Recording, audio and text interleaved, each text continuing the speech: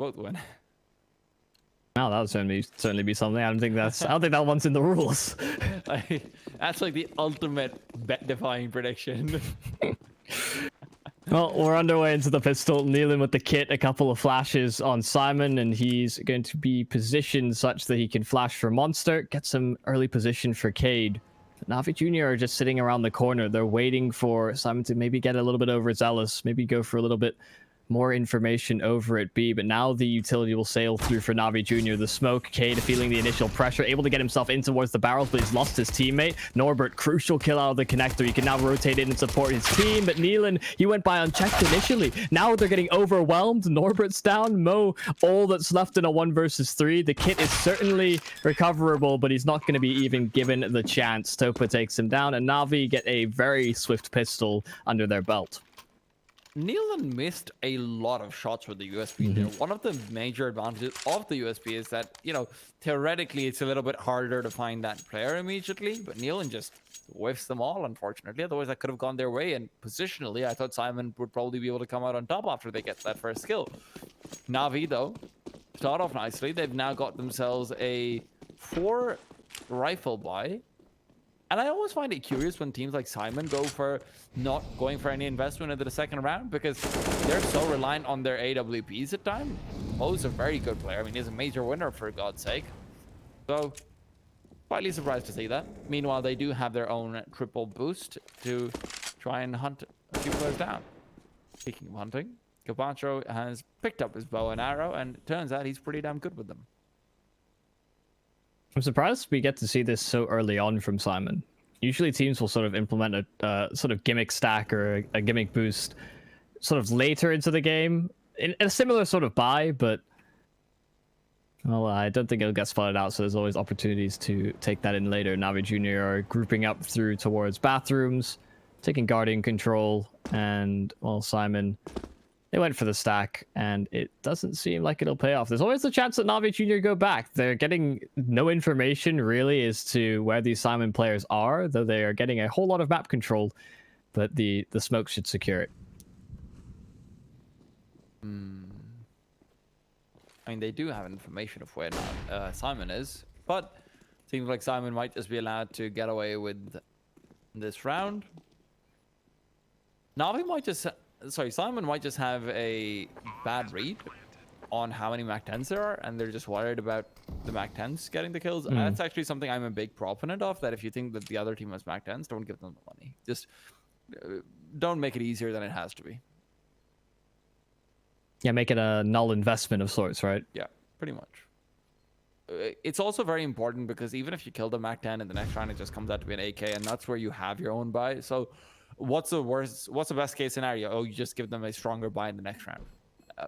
I don't know if that's really worth it. There are arguments to be made for the $300 added, especially when you are on a 2400 loss bonus with only 2k in the bank. The 300 matters a lot more in that case, but it doesn't entirely seem worth it. We'll see how many players miss out on head armor, and whether this MAC-10 is worthy of hanging with the AKs and the Galils. The Galils are the major thing I'm concerned about the head armor, though. Yeah, they're as effective as an AK in that case, right? Yep. Other than the terrible spray pattern. True. It's actually the worst spray pattern in the game. Well, like you'd mentioned, the fact that SYMAN didn't go for the force in the last round means that they, in the first gun round, don't have the AWP of Mo, but they're looking to get a little bit aggressive in towards middle. Nealon taking a lot of damage from a nade early on, but still able to get position. This position might be compromised, though.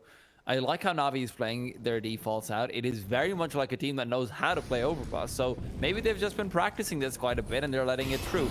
Norbert, Molotov at his feet. Ancre and Bit go down in the meanwhile, though. Fountain Aggression is the first one to break blood. And in the 5 vs 3, suddenly the default that looked so promising looks a little bit less so. The V-Boxer is the destination. Kiosk is ready with the M4, and he will take down a player. The dink comes in onto him as well, but with the MAC-10 and him having head armor, it won't really matter too much.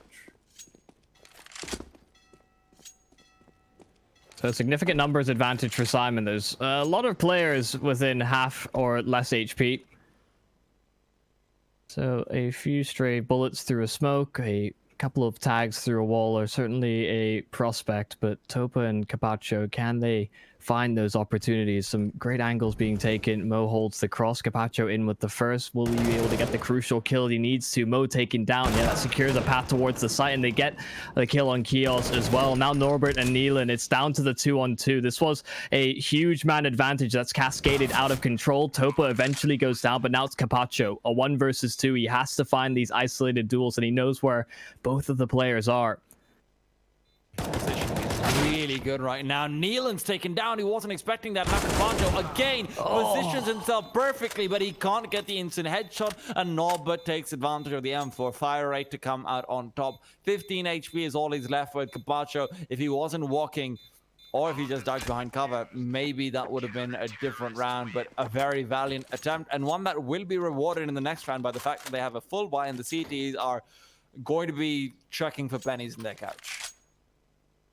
Yeah, that started out as a 5 versus 2 that really started to fall apart for SYMAN. That low HP played a minor factor in a couple of the duels, but that is far too close for how things started out for that CT side.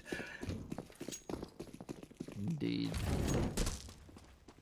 Finally get to see Gaspadarov on the AWP though. We'll see if he's able to see some effectiveness with it.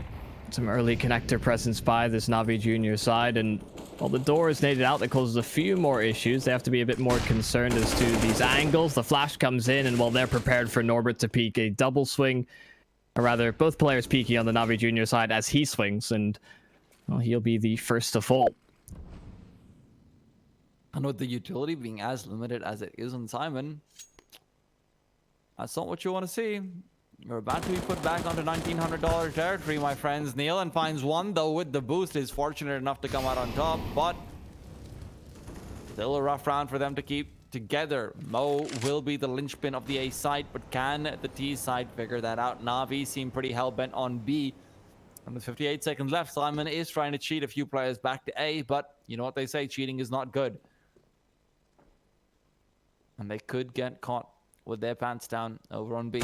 Well, comes out. Capacho's taking point, taking the fuel. Cade will take him down, though, and Cade's still alive. He can reposition, go for more, and indeed, he gets the job done with Kios. Gaspadarov left versus 3, and he has 30 seconds to work with, and those 30 seconds will be spent trying to save this weapon. Mo tagged up, brought down by that secondary peak, but does take away enough of it off that T-side life.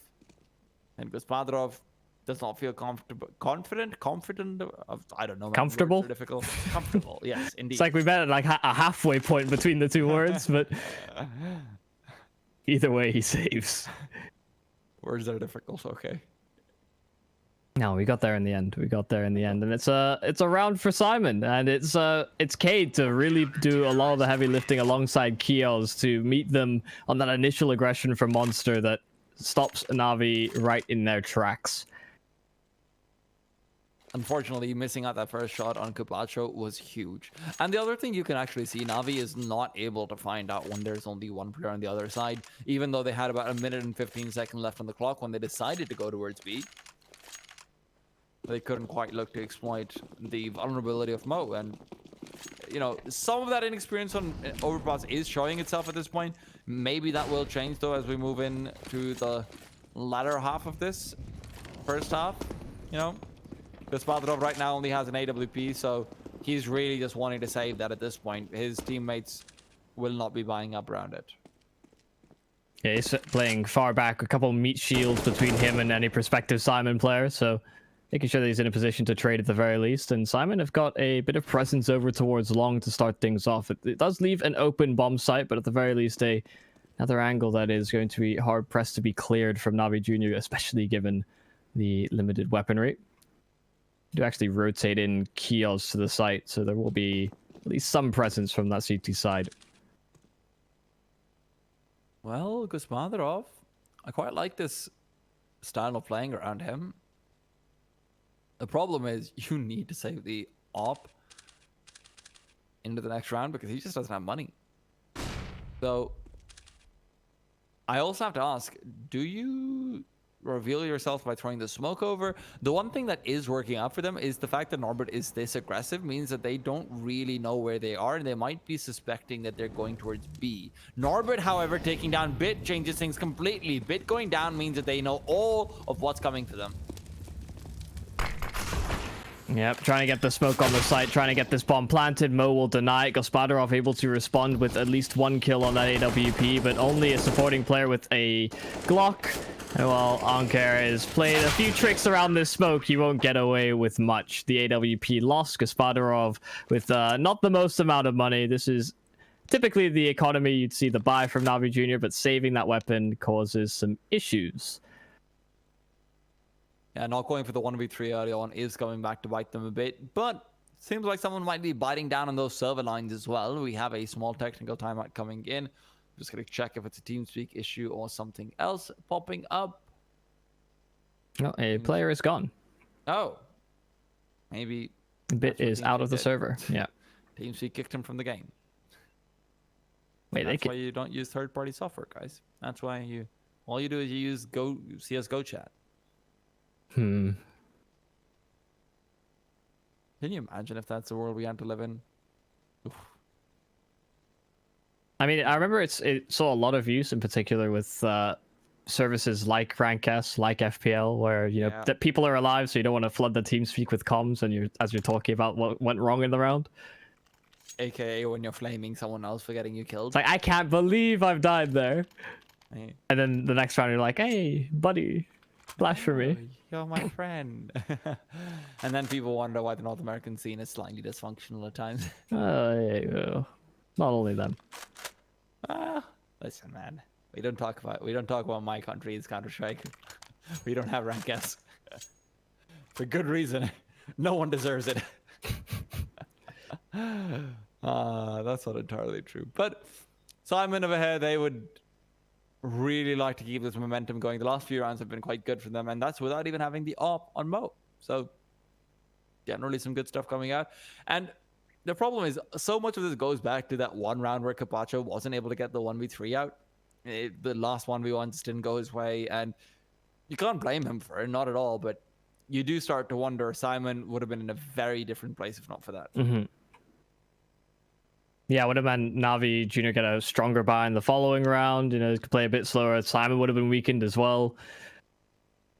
It's a lot of ifs and buts, and it feels like Overpass does deliver in those pivotal moments very, very often. I always sort of call back to a couple of games that I casted in the UK Premiership, where you just had so many clutch rounds, and had they gone the other way, the other team wins the whole game, right? That can be the difference maker, just these crucial clutch moments.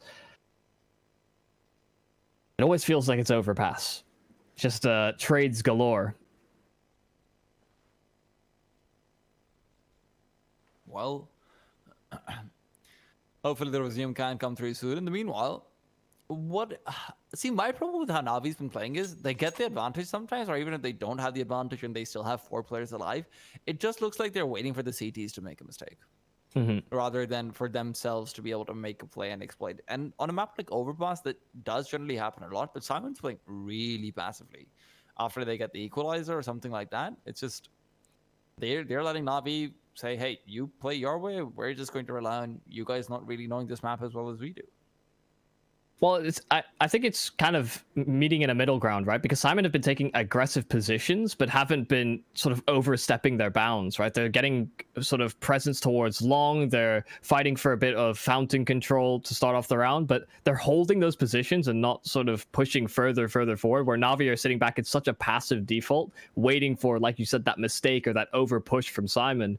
Whereas you quite often see teams on Overpass play a bit more aggressively on their defaults, deploy some utility early to make it as difficult as possible for teams like Simon to get into a position at the rock in the tree over at long or in towards fountains. And if they do, they're fully flashed up, and there's usually a player swinging alongside it. But yeah, I think the protocols are very surface level for Na'Vi at the moment, and they're playing reactively as opposed to proactive. Not to hijack your point, but No, go for it. Oh, I am perfectly fine with that. My points are like cars in GTA.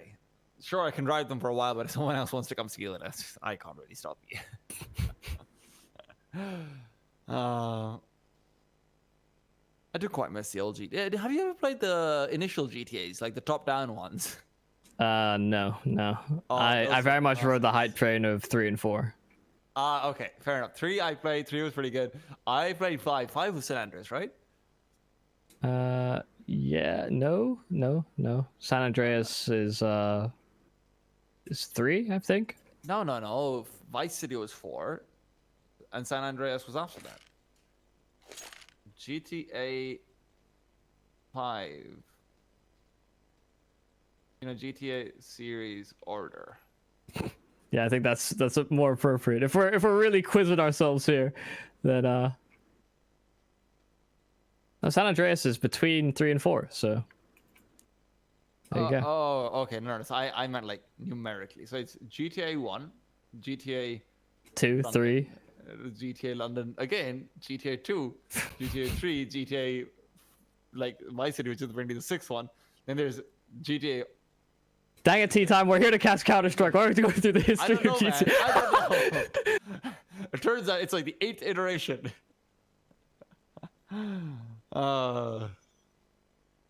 Hopefully, though, it shouldn't really be too problematic.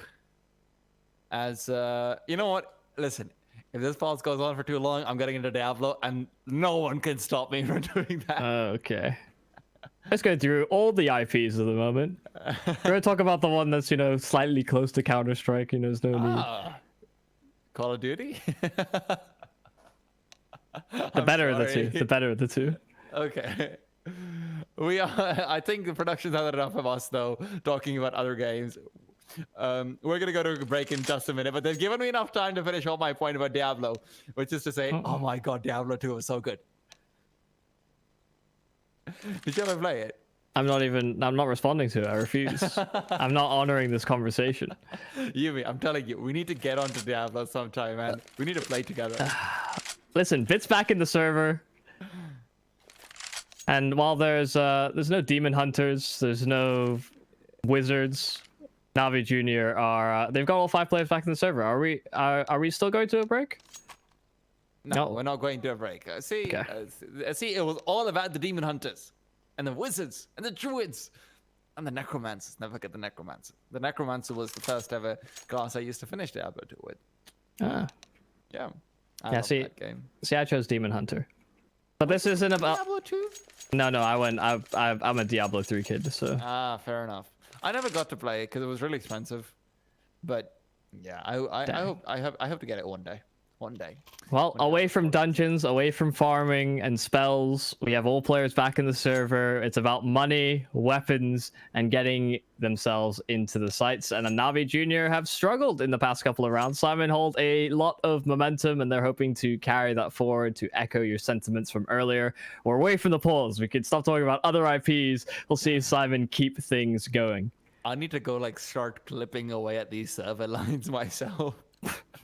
So I can talk about my adventures in Diablo. But we've got some adventures off the terrorist side coming up, which might be equally exciting as some wizardry, spellcraft, and whatnot. When you see that Molotov going the way it does, it really does look like magic, honestly. I remember the first time a team came up with that, they used a run boost to get that to work. But that just shows you how much Counter-Strike has advanced since then.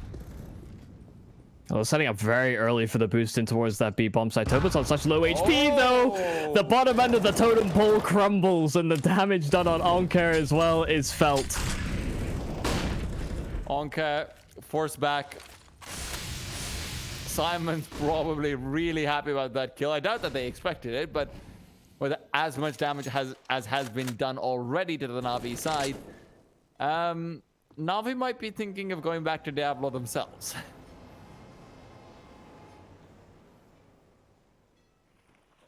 Onkere? Is it Onkere or Onkere? For some reason I thought it was Onkere. I just go Onker because I don't like adding syllables, but I could well be wrong. But what could feel oh so right is Navi Junior cascading on this B bomb side. Onker able to get one. It's Carpaccio as well. While Nealon chimes back, it's still Mo. Unchecked, uncleared on the site, now creeping further forward. Bit is low HP, a quick headshot from Mo. He equalizes the affair, but his position known. Carpaccio, bell rung as well. But Mo, how does he keep doing it? How does he keep finding damage and frags? He's brought Carpaccio into a 1 versus 2 in which he doesn't have the health to really fight these players head on. Just a singular flash in his belt.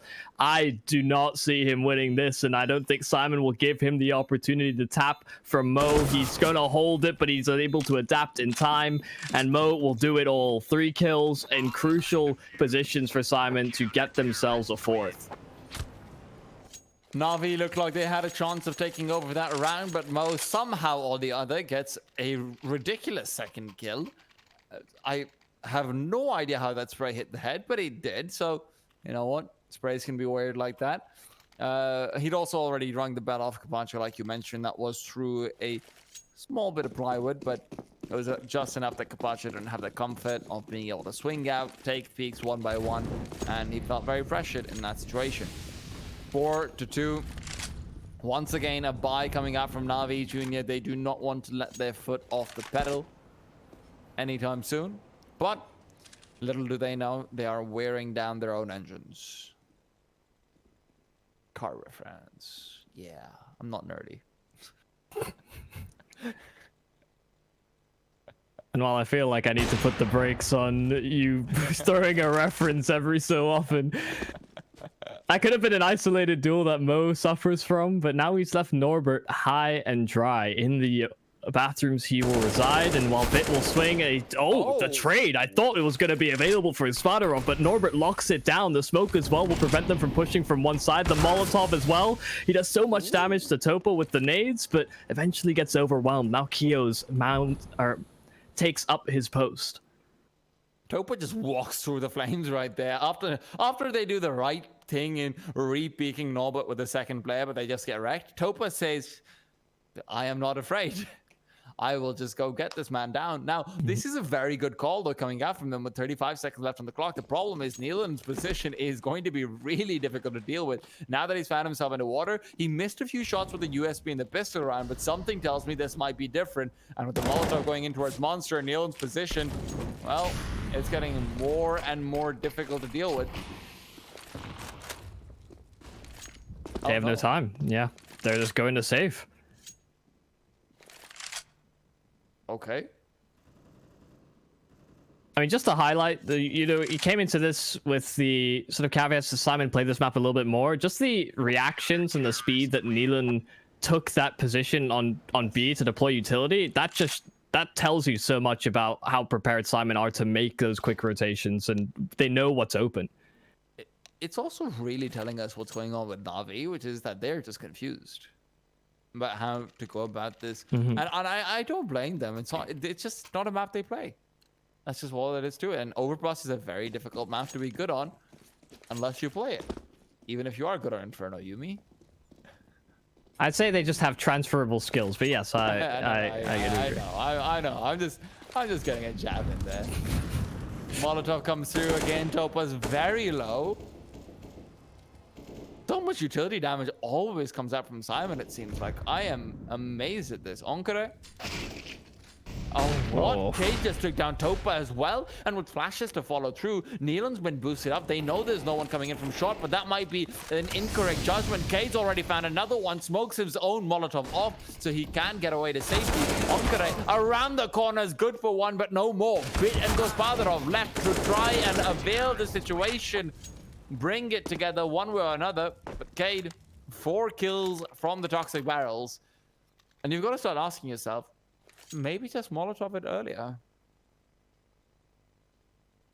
Yeah, it seems as though Cade is able to get away with one each and every time, and he's holding onto his utility so that he can get away. Even if that wasn't the case, though, I think it was Nealon who deployed a smoke as well to support, so They're doing their best to keep each other alive, at least on the Simon side. And while Navi Jr. have gone and hit this B site a number of times, they'll try it once more. This time the fast Molotov in. They go in and take that advice, and Bit's able to trade things out. Simon, the rotations have come through, but they're both trapped in towards water. And this MAC-10 is getting so much space and so much control. Nealon overwhelmed as well. It's the scrappy buy, the worst weapons that see so much success, but Norbert's answering back. He's making things difficult. Difficulties are not something they're strangers to, though. Bit comes back and brings the man down. 4 kills for him, looking for the ace. He's been fantastic so far, but he's been scouted out. Mo will not get a chance to pull that trigger.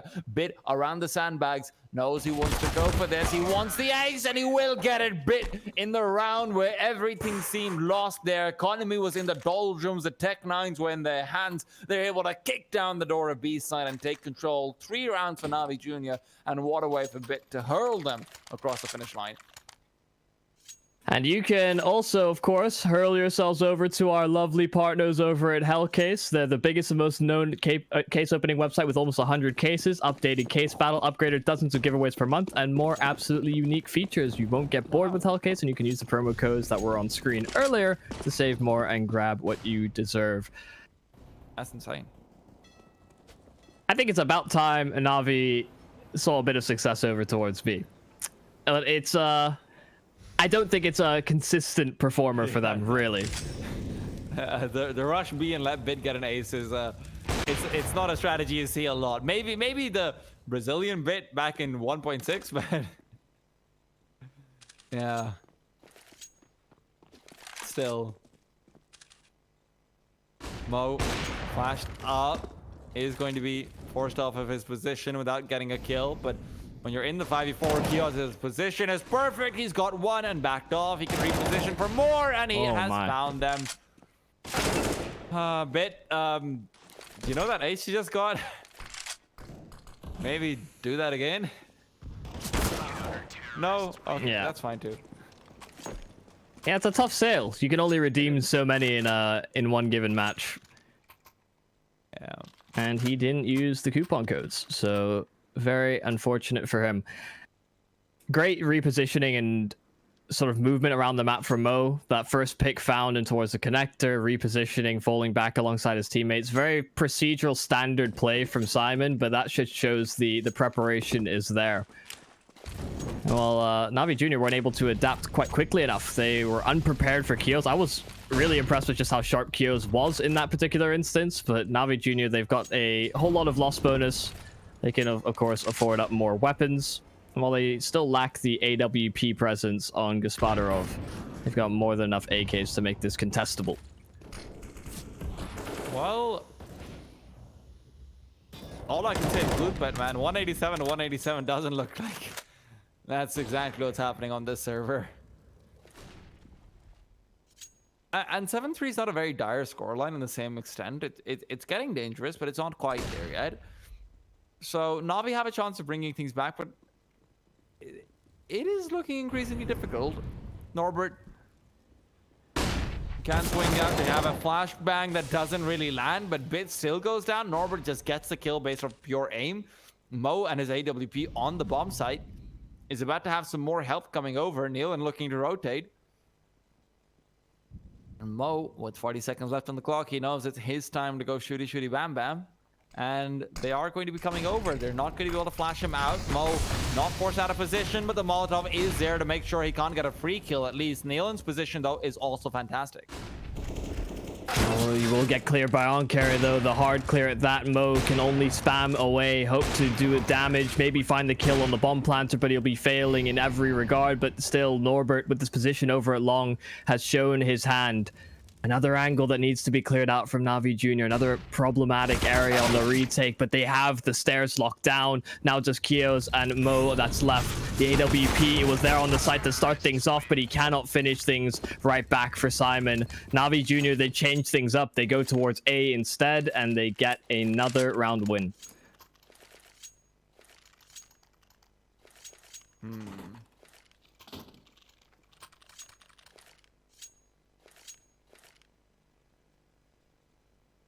This is still looking possible for Navi, but The problem is the amount of 2v1s and 1v1s that SYMAN actually won. And it's coming back to bite them. It is coming back to bite them. Unlike the previous round where Na'Vi, unlike the previous game where Na'Vi just had the infinite CT side economy, this is not true right now of SYMAN whatsoever. They've already lost one of their M4s as well. And next of all will be the Deagle. Kios has it taken away from his hands. And remember, T side is the really difficult side for Overpass. CT, I mean, if your player's hitting their shots, if you've got an AWP like Gospodarov, there's a lot you can do. I think this is certainly worrying now for SYMAN because I think they wanted to, I mean, contain them to about 4 rounds, but now with Na'Vi Junior getting to 5, potentially 6 if they're able to get these weapons out of their hands. Of course, the buy from SYMAN won't be great next round either, so always a possibility as well. Like you said, that CT side is looking better and more enticing for Na'Vi Junior to really pull things back. SYMAN, we're hoping for a bit more distance.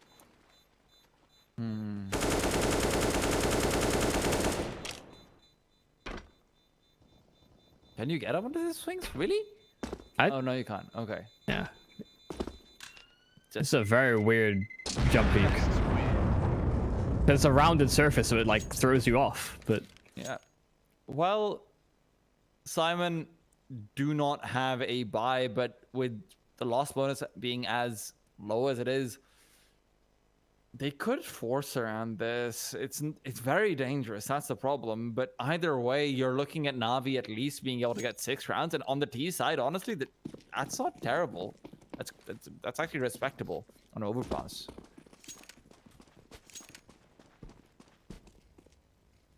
Yeah, I almost thought they would go for the buy just so that they'd have a full buy for the last round of the half, but that is not ideal. They went for the boost and it gets spotted out. Nealon left on 51 HP as well as he mourns his fallen comrade. Kios does pick up the M4A1, but he doesn't have armor. So the efficacy that that weapon can provide becomes so much less considering its lower fire rate in general as well. Nealon on the Mag 7. This angle is really good though, so there's always a possibility of 2 kills coming out from it.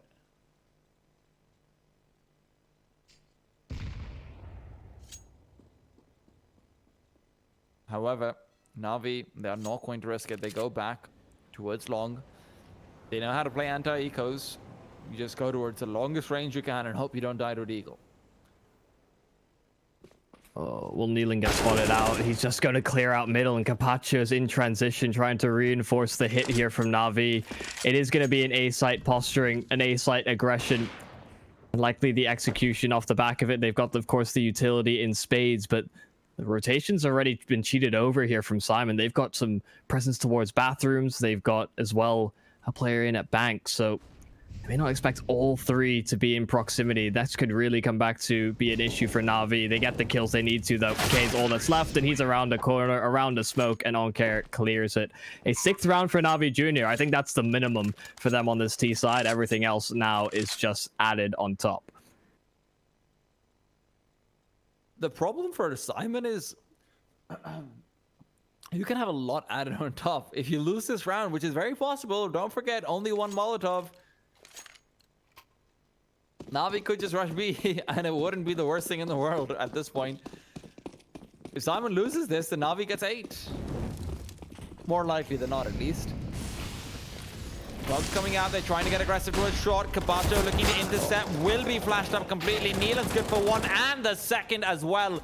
The early aggression towards short was not accounted for. Topa, however, is coming in from connector. Maybe he can take down a few of these players. He's definitely got some pressure on them, but he needs to get the peek out first. Kadio, 48 HP. And a 3 versus 4 for Na'Vi, with Topa being as low as he is not a great sign, but Topa gets a good kill to take down Nealon. He does have a player flanking in from behind him. The Farmers takes him down. Norbit to find that one. 2 versus 3, still doable. But the T side have got to start getting some fancy movement out and on. Forward they will go instead of dealing with the flank. Gospodarov still very concerned about that connector presence, but Bit is still moving in towards the site. They separate, but Gospodarov's now pulled into the one-on-one. Kios, all that stands between him and another round.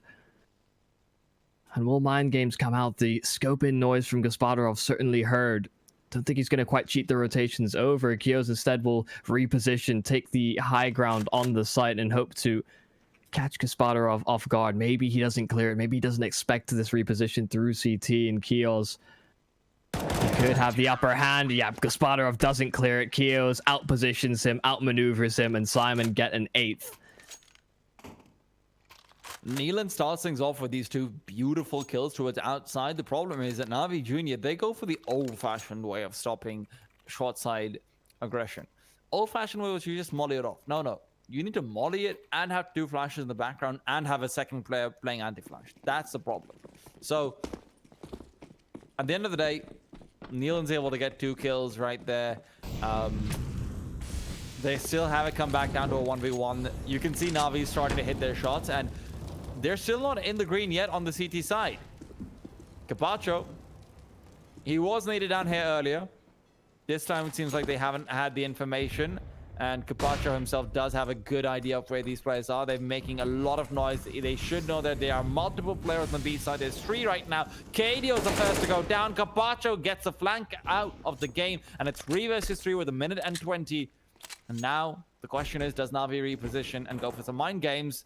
Looks like maybe not. Yeah, they went for the boost and they spotted out the Heaven player, so Mo's happy to have gotten out of that situation alive. Could have very easily fallen victim to that play from Na'Vi Jr. And they're investigating elsewhere. They're moving back around the map, something we haven't seen too much from this Na'Vi Jr. side thus far in the half. Now in the last round of it, they are making Simon guess. 2 players still located over at B. Mo now taking position to lock out the A bomb site, but he's low.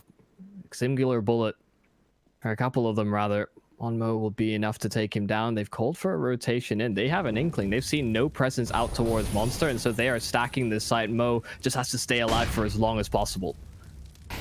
Well, the flashes come through. Good timing on the Molotov. 20 seconds on the clock. Mo wants to swing. He's got the pharmacy. Sees the offer. He will be able to take down the bomb planter, but his life is traded away. 15 seconds. Kios is in a good position to assist Neelan, who comes through with the last 2. Simon still get 9 rounds one way or another. But both of the last 2 looked like Na'Vi were in great position to win them out. Unfortunately, this time, when they rotate back to A, they waited a bit too long and they let the Molotov go down. The op just not hitting the shots. Gaspadarov had to find that first kill. The second most peeked out. Yeah, Neelan really stepped up towards the tail end of that first half. And while you can see the odds have shifted, not quite so even anymore. They're leading towards Simon taking this one away, but there's still a lot of respect given to Na'Vi Jr. Oh, they update live as well. Ooh. Oh. Our partners over at Loopet making sure to make the small adjustments.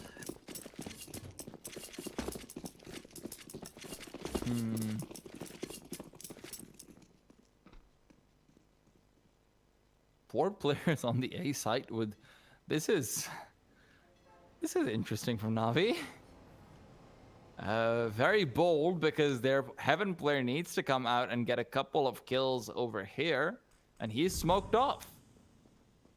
This should be the very quick call for a rotation coming from Connector, but Norbert's positioning is really good to catch them off guard. They're not going to be expecting him. They don't see him, and now that they are swinging out, Norbert gets one, but the second trades away. Gaspadarov and Bit coming in with the advantage gain, but Kios brings it right back in their favor. Topa playing from Heaven. He's been there for a while, hoping to find something, but Bit's taking down Cade. Can they recover the kit? Meanwhile, Neelan's got one more, but Kios is left very lonely, and his loneliness will end in the hands of Onker.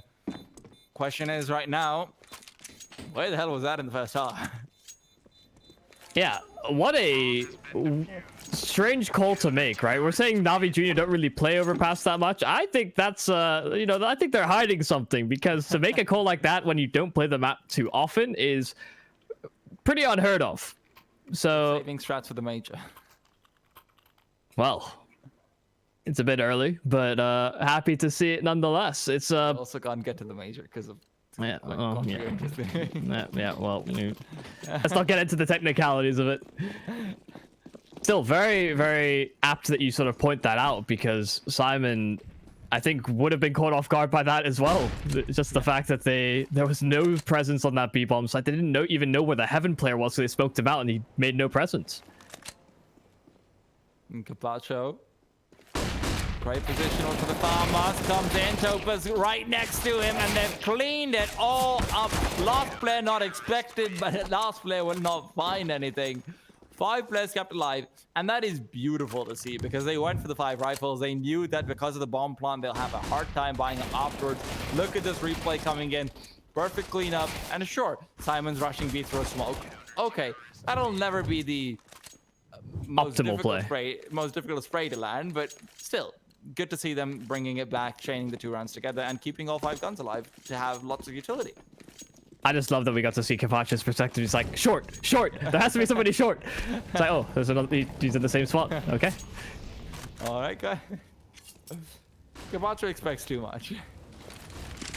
That he does. Well, Simon, they've got high expectations as well. Now into their first gun round. The AKs are out, and there's a lot of presence made towards Connector, but it's the spam, the nade, it's all dealt with. It could have been a sealed kill on Neelan, but he falls away just in the nick of time. There's quick trades over towards the top of Connector as well. Still a 3-on-3 as Bit is alive and kicking towards the Connector. For now, the bomb is very separate from all of these Simon players, and so if Bit decides to sort of push, reposition, play around that Connector, it can cause a whole lot of issues. Another back and forth trade, still even Stevens, but this bomb still needs to be recovered by one of these players. And as he delves deeper and deeper into the site, that's seeming less and less likely, but they all lose their lives anyway. Navi Jr. keep 2 up and get themselves an equalizing round.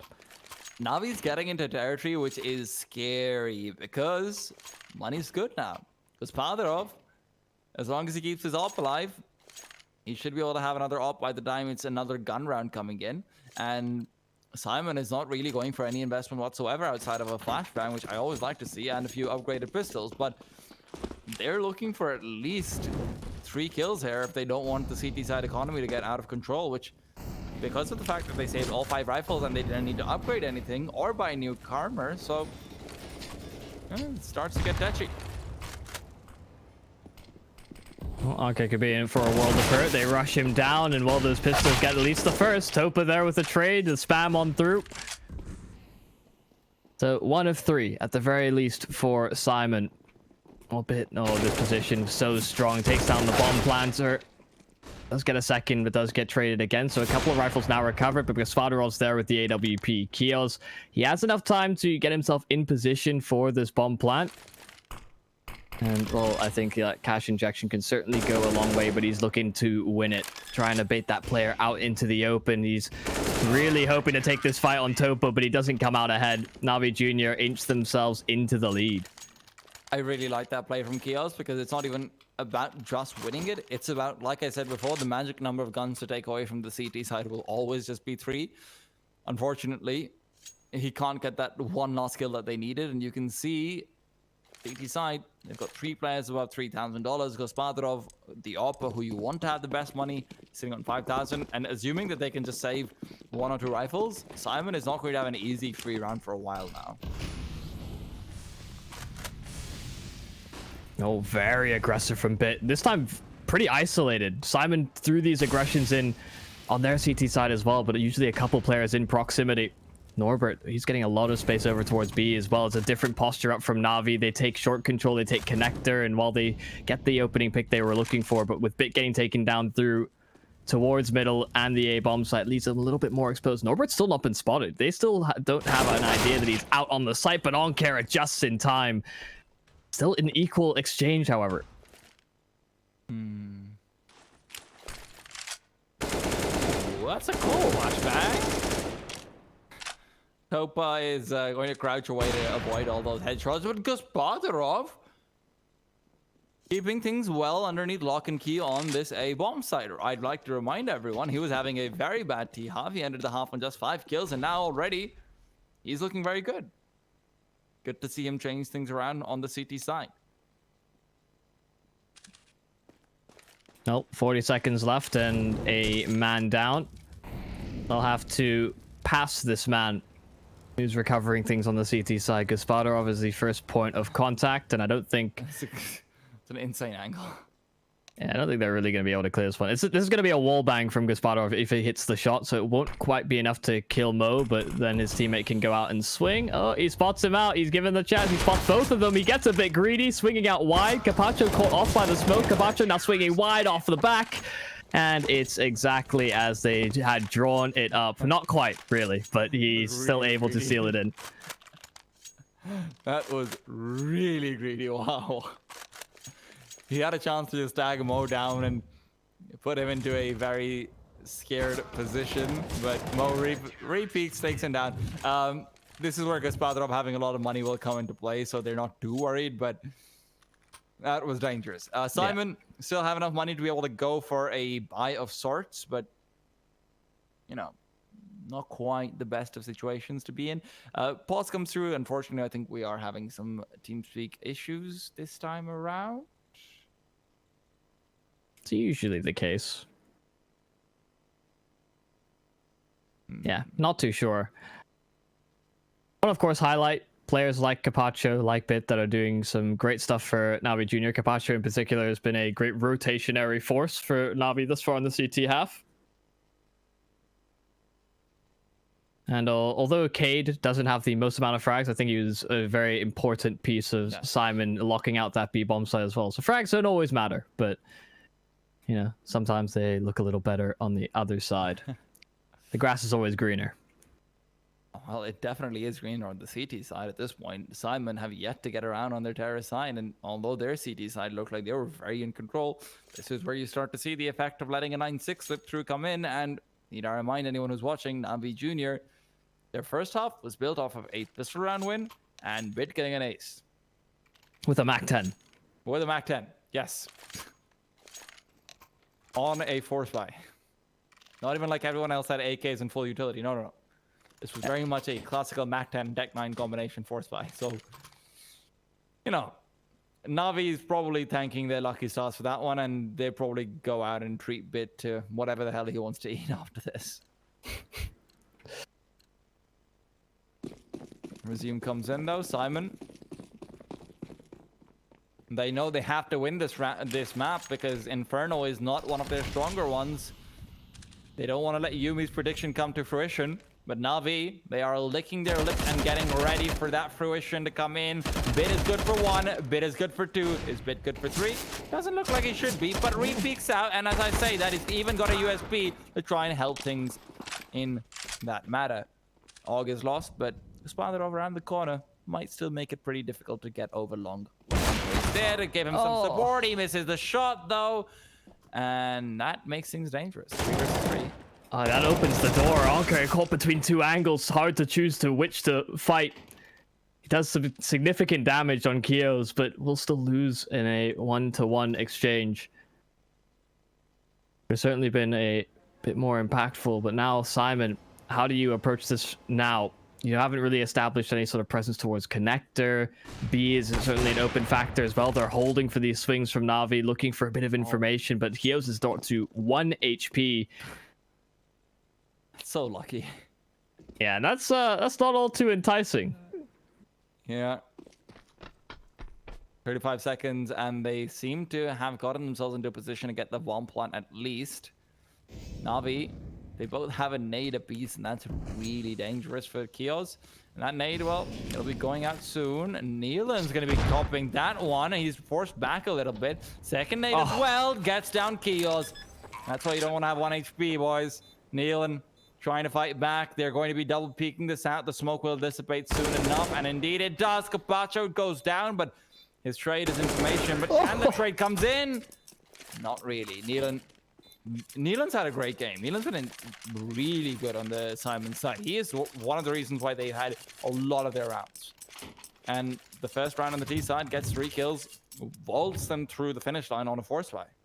Yeah, he was really heating up towards the end of the first half, and what a crucial clutch to win for SYMAN. Things were looking dire.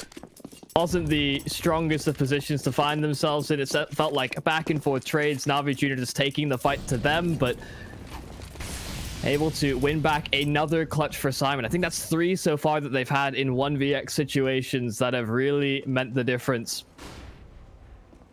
Man, I mean, Gospodarov missing that shot, unfortunately, is huge, though. Yeah. Uncharacteristic as well, considering the form he's had today. His D side was poor, but his CT side, I mean, he's been hitting the easy shots at least, and that was definitely one of them. Onkare was just walking into his crosshair, but did I say Onkare? No, I don't. Not Onkare. I think it was Norbert, maybe. Don't exactly remember. But anyhow, point is, He missed the shot. he missed the shot. Oh, hit utility over towards B. Capacho. Oh, dangerous game to play. Jumps atop the barrel, receives a lot of damage in doing so. And while it won't be the execution in from SYMAN, a bit of presence felt towards B, a weakened player that could certainly draw a rotation over. Navi Jr. have gone instead for a bit of bathrooms and connector control, leaving this site wide open towards A. Oh, Bit to come out huge with the MP9, and Onker then follows up. Really nicely done, but the A site is left and occupied by the terrorists. This retake is not going to be easy when you look at their positions, but the CTs are coming in from behind. Gospodarov already good for one. And CTs don't have much utility, but that one smoke on Gospodarov could be the difference maker. Keels peeking out, looking for the first tap, will not find it. A flashbang as well as a Molotov. They've got plenty of utility on the T side to keep them at bay, but Neelan's got bullets, and that's even better. Keos come through, gets another one. This 2v4 has gotten to 2v2, but Gospodarov is making up for his previous round. Neelan got a 3 kill before. Can he do it again? He's already up to 2. Onke in the 1v1, darting around the garbage bins. Neelan wants to peek out. This bomb is ticking away, but Neelan will not wait. 22 kills, and this man is the Reaper right now. He is the harbinger of souls. He is the bringer of death. He does it again! Another 1 versus 2 for Neelan for another SYMAN round. Another 3k as well. Yeah. He is having a great performance. Even if he's not having a crazy game, he's not putting up super ridiculous numbers. He's having some incredible impact for SYMAN at the moment. And it is rippling through Na'Vi at the moment. No money to buy up in this round. They'll go for that gimmicky stack that we saw SYMAN take up in their first anti-eco. And while they're fast-footed towards that A bomb site, leading the way is Mo with the MAC-10, and he is hoping to do exactly that. The grass of Na'Vi can certainly use some trimming. Yeah. I don't know, man. Na'Vi really looked like they were in control of that round, but then these 3v1 situations just aren't going their way, and they're not playing them in an ideal manner, but Neelan, once the bomb is down, it seems like he just won. If he's alive and the bomb is down and he has this much space to work around with, yeah, he just wins these. It's like he enters a different mode. Mm-hmm. Like, yep. And there are players who are like that, in all fairness. I mean, you know, you look back, Cold Zara used to be one of them. Mm-hmm. Way back in the day, where you give him a fixed area of the map to work with and make it so it's the other team's prerogative to come to him. He always won those. He was the monster. And that's what Neelan looks like right now.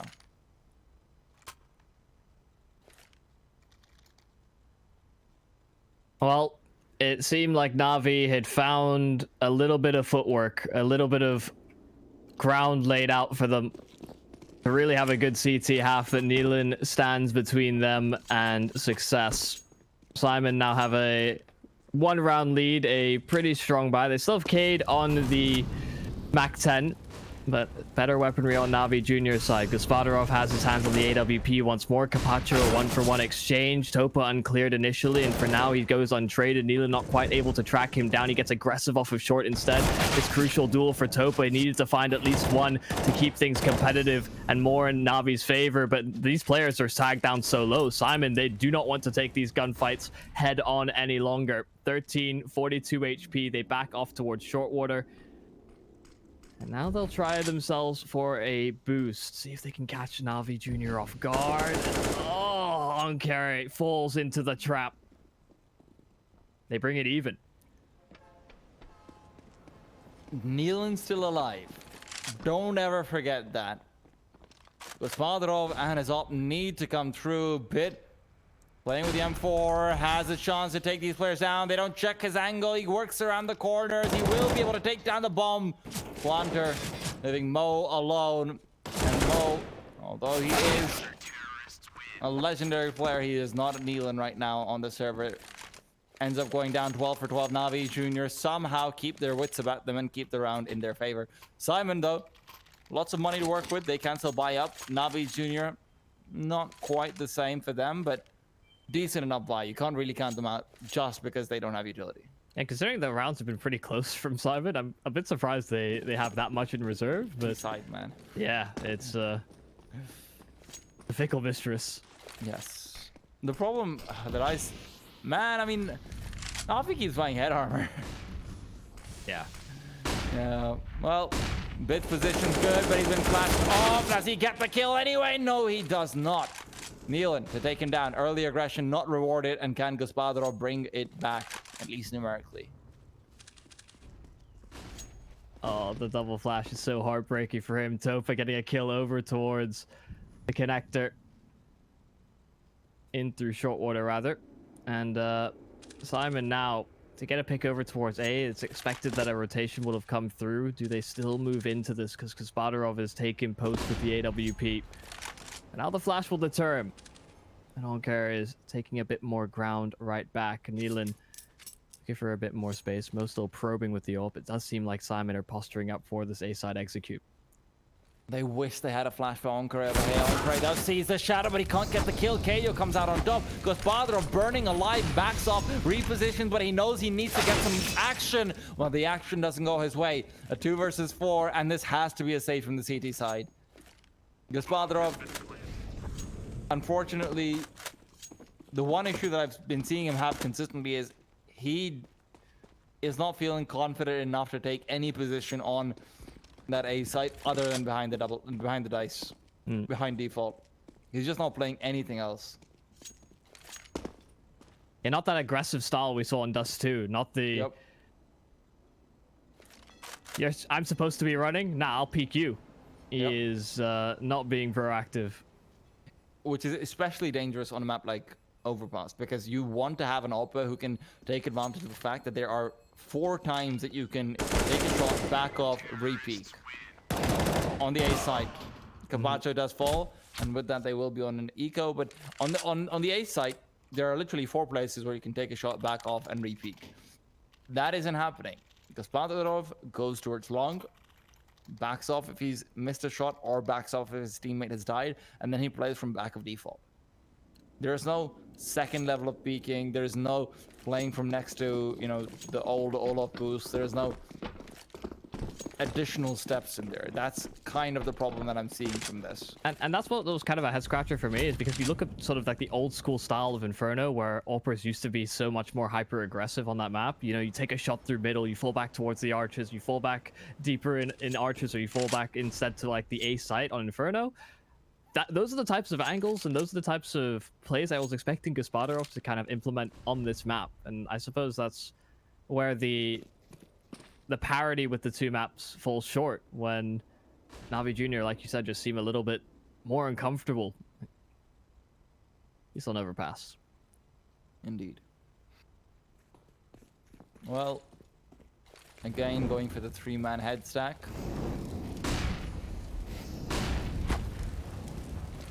And again, it sees nothing. Yep, the only damage coming in on the T side this time is from Kios's own buddy's Molotov. But he's okay with getting his feet wet, or in this case, burnt. Problem is, CTs don't have money the next round either, man. You don't have, I mean, you don't have an op unless Capacho drops it, in which case he has no utility and barely any armor. And it's not like they've seen a whole lot of effectiveness on that AWP so far. He had a few glimpses early into this half, but it has been short ever since. And well, they won't even get the small silver lining of doing a bit of damage to the economy of the T side, because they are rolling in dough at the moment. And well, Navi, do they make that compromise? Do they? Yeah, They're just not going to buy the AWP. Gasparov on the M4 instead. They're lacking on a bit of utility. Not quite as many Molotovs as you typically like on Inferno or on Overpass. I'm confusing myself now. I'm just getting ahead of myself into the secondary map of the series. But SYMAN are looking to accelerate towards it as they are very, very close to at least guaranteeing an overtime. No kits, and they're getting aggressive. Last time it didn't work for Bit. This time he's playing anti-flash for initial point of contact at least. And secondly, he backs off. Now, Gospodarov had actually found some success with the M4, so maybe this might be that round where he can come alive to some extent, but playing next to Bit inside the bathroom, they are going to walk in. Gospodarov takes down a man already. A 5 vs 4. Bomb's been picked up by them yet again. And in the back lines is Onker, so even if these two players go down, as long as they can get at least one kill, the ace side is not free for business at least. Question is, does Mo get caught out or not? He is solo on long. He's also the only person close enough to the bomb to be able to get it without risk. Cade is even repositioning himself because of that. Mo misses his first shot and the second one as well. Can't flick, and Gospodarov takes him down. And another one to boot. 3 kills for him. Onke on the M4. Well, seems like he might be able to shut these things down. Bomb out of their possessions. Gospodarov with a picked up AWP has found another, and now with an AK in his hands is looking for the ace. Yep, and he gets it. So all they needed was him to not be on an op, really. M4. Oh, he got a kill with the off as well, so he threw that in the mix as well. That's true. But that is 4 out of the 5 aces kills coming out from Na'Vi in this game, though. Yeah. Look, Gospodarov was lagging behind his teammates a little bit, but he's caught up now with that ace. Yeah, it helps to get 5 kills in a round. Yeah, it certainly does. Well, SYMAN will have a little bit in reserve after the buy into this round. The follow-up buys will be a little bit weaker. The nade sail pass, not going to quite hit the mark. SYMAN a bit faster-footed towards Long and Fountain.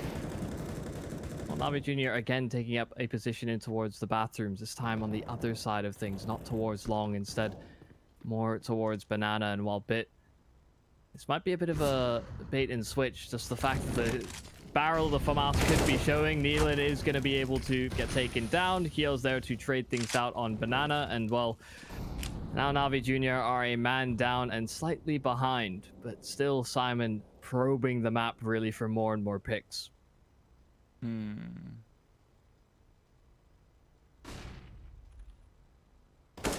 Na'Vi, their positions aren't known at least, so don't count them out, even if they are in a 3v4.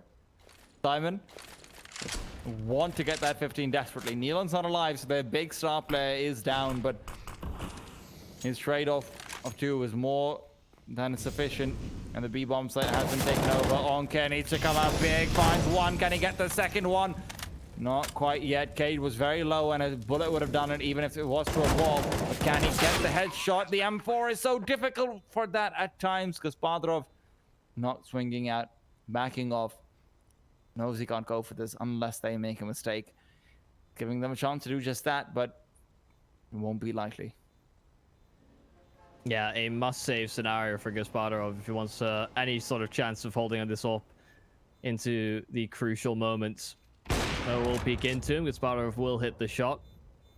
Well, that is an opportunity that could have been sprung on had he found Cade quick enough, given the position we know Kios is in. There's no way Gospodarov knows that. And although they'll try and get this out of his hands, I don't think they will succeed. Gasparov's able to evade capture and should be able to bring that into the following round. Do or die time. Yeah. You could use one of those aces right now. That is for sure.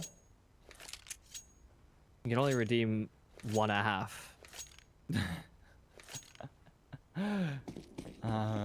This coupon sucks. Yeah, it really does. I can't even get it to work once a game. 3 MP9s on Na'Vi. Gospodarov, first time we've seen him getting aggressive with the AWP. He knows the burden on his shoulders. Topa, oh, all that thought. Gospodarov misses the shot. You can't afford to let those ones go, man. When you're down this significantly economically, Simon's setting up for what looks to be a B-side execute, so the position for the CTs is still pretty good. Simon's got a great call of what to do because of how little utility there is, though, and that means that this entrance onto the B-side becomes so much easier. The question, though, is can they find Kios on the flank? Capacho's forced to drop down. Nova's trying to get aggressive. He will get the first kill, but the trade is immediate. Topa still trying for more. Cade is not traded. Does he expect the third player on the site? No, he doesn't. He has fallen on Kid. His position is known, but it doesn't matter. He's got the bomb down. And with that, he's left in a 1v2. His teammates have fallen. Can he get the job done? No, he can't. Simon will have 16 rounds on the board. It goes the distance. It does go the distance, but the favorites come out on top at the end of the day. Yeah, certainly a close one. When we looked at the statistics, we see Simon's pick. You know, Navi Jr. don't play it too much. We came in with the expectation Simon would come into it. Navi Jr. seemed a bit more prepared than I think either of us were expecting, I think it's fair to say. But at the same time, the shortcomings were certainly visible, right? You had Gospodarov kind of uncomfortable on the AWP, took a long time to really contribute in a meaningful way. Meanwhile, you had great and fast rotations from players like Mo, like Nealon, that just were so much more efficient on that CT side.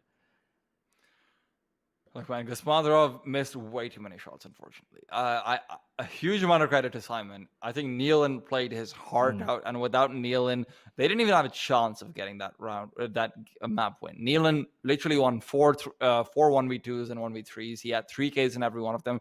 I think 14 of his 25 kills were multi-kills. So you can see the kind of impact he's having. Unfortunately, Gospodarov missed at least 4 or 5 very simple, very straightforward, easy shots, including the one towards the player on long who was just strafing past bathrooms while pressing shift. That's not excusable. He is getting a lot invested into him in terms of resources. He has a huge amount of skill as well. We just saw that on Duster. He's an insane opper, but that didn't show itself, and Simon could capitalize. Simon played really well to exploit that fact, the way they were able to jump across angles knowing that an op's not going to get them down. You could see that. That being said, though, Inferno will be a little bit more tricky, though. You have any parting thoughts on Overpass before we send it over to that? Not particularly. I think we have to really highlight and keep a close eye on Gospodarov and see how well he transitions to Inferno, because I think they're very similar playstyle-wise, but whether or not that actually translates to each individual player, that's a whole different story. Yeah. We'll be back soon with Inferno. Make sure you come back, enjoy a bit, get yourself some water, get yourself some popcorn. Inferno should be an incredibly exciting match.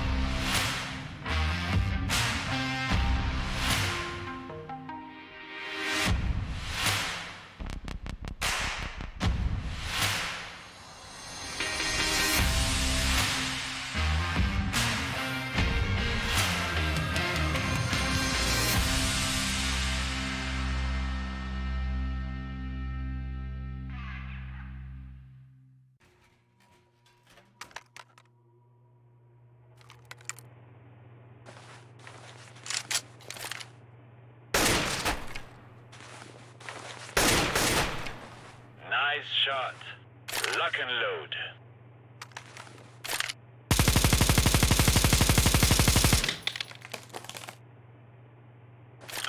Wow, very good. Let me show you how it is done.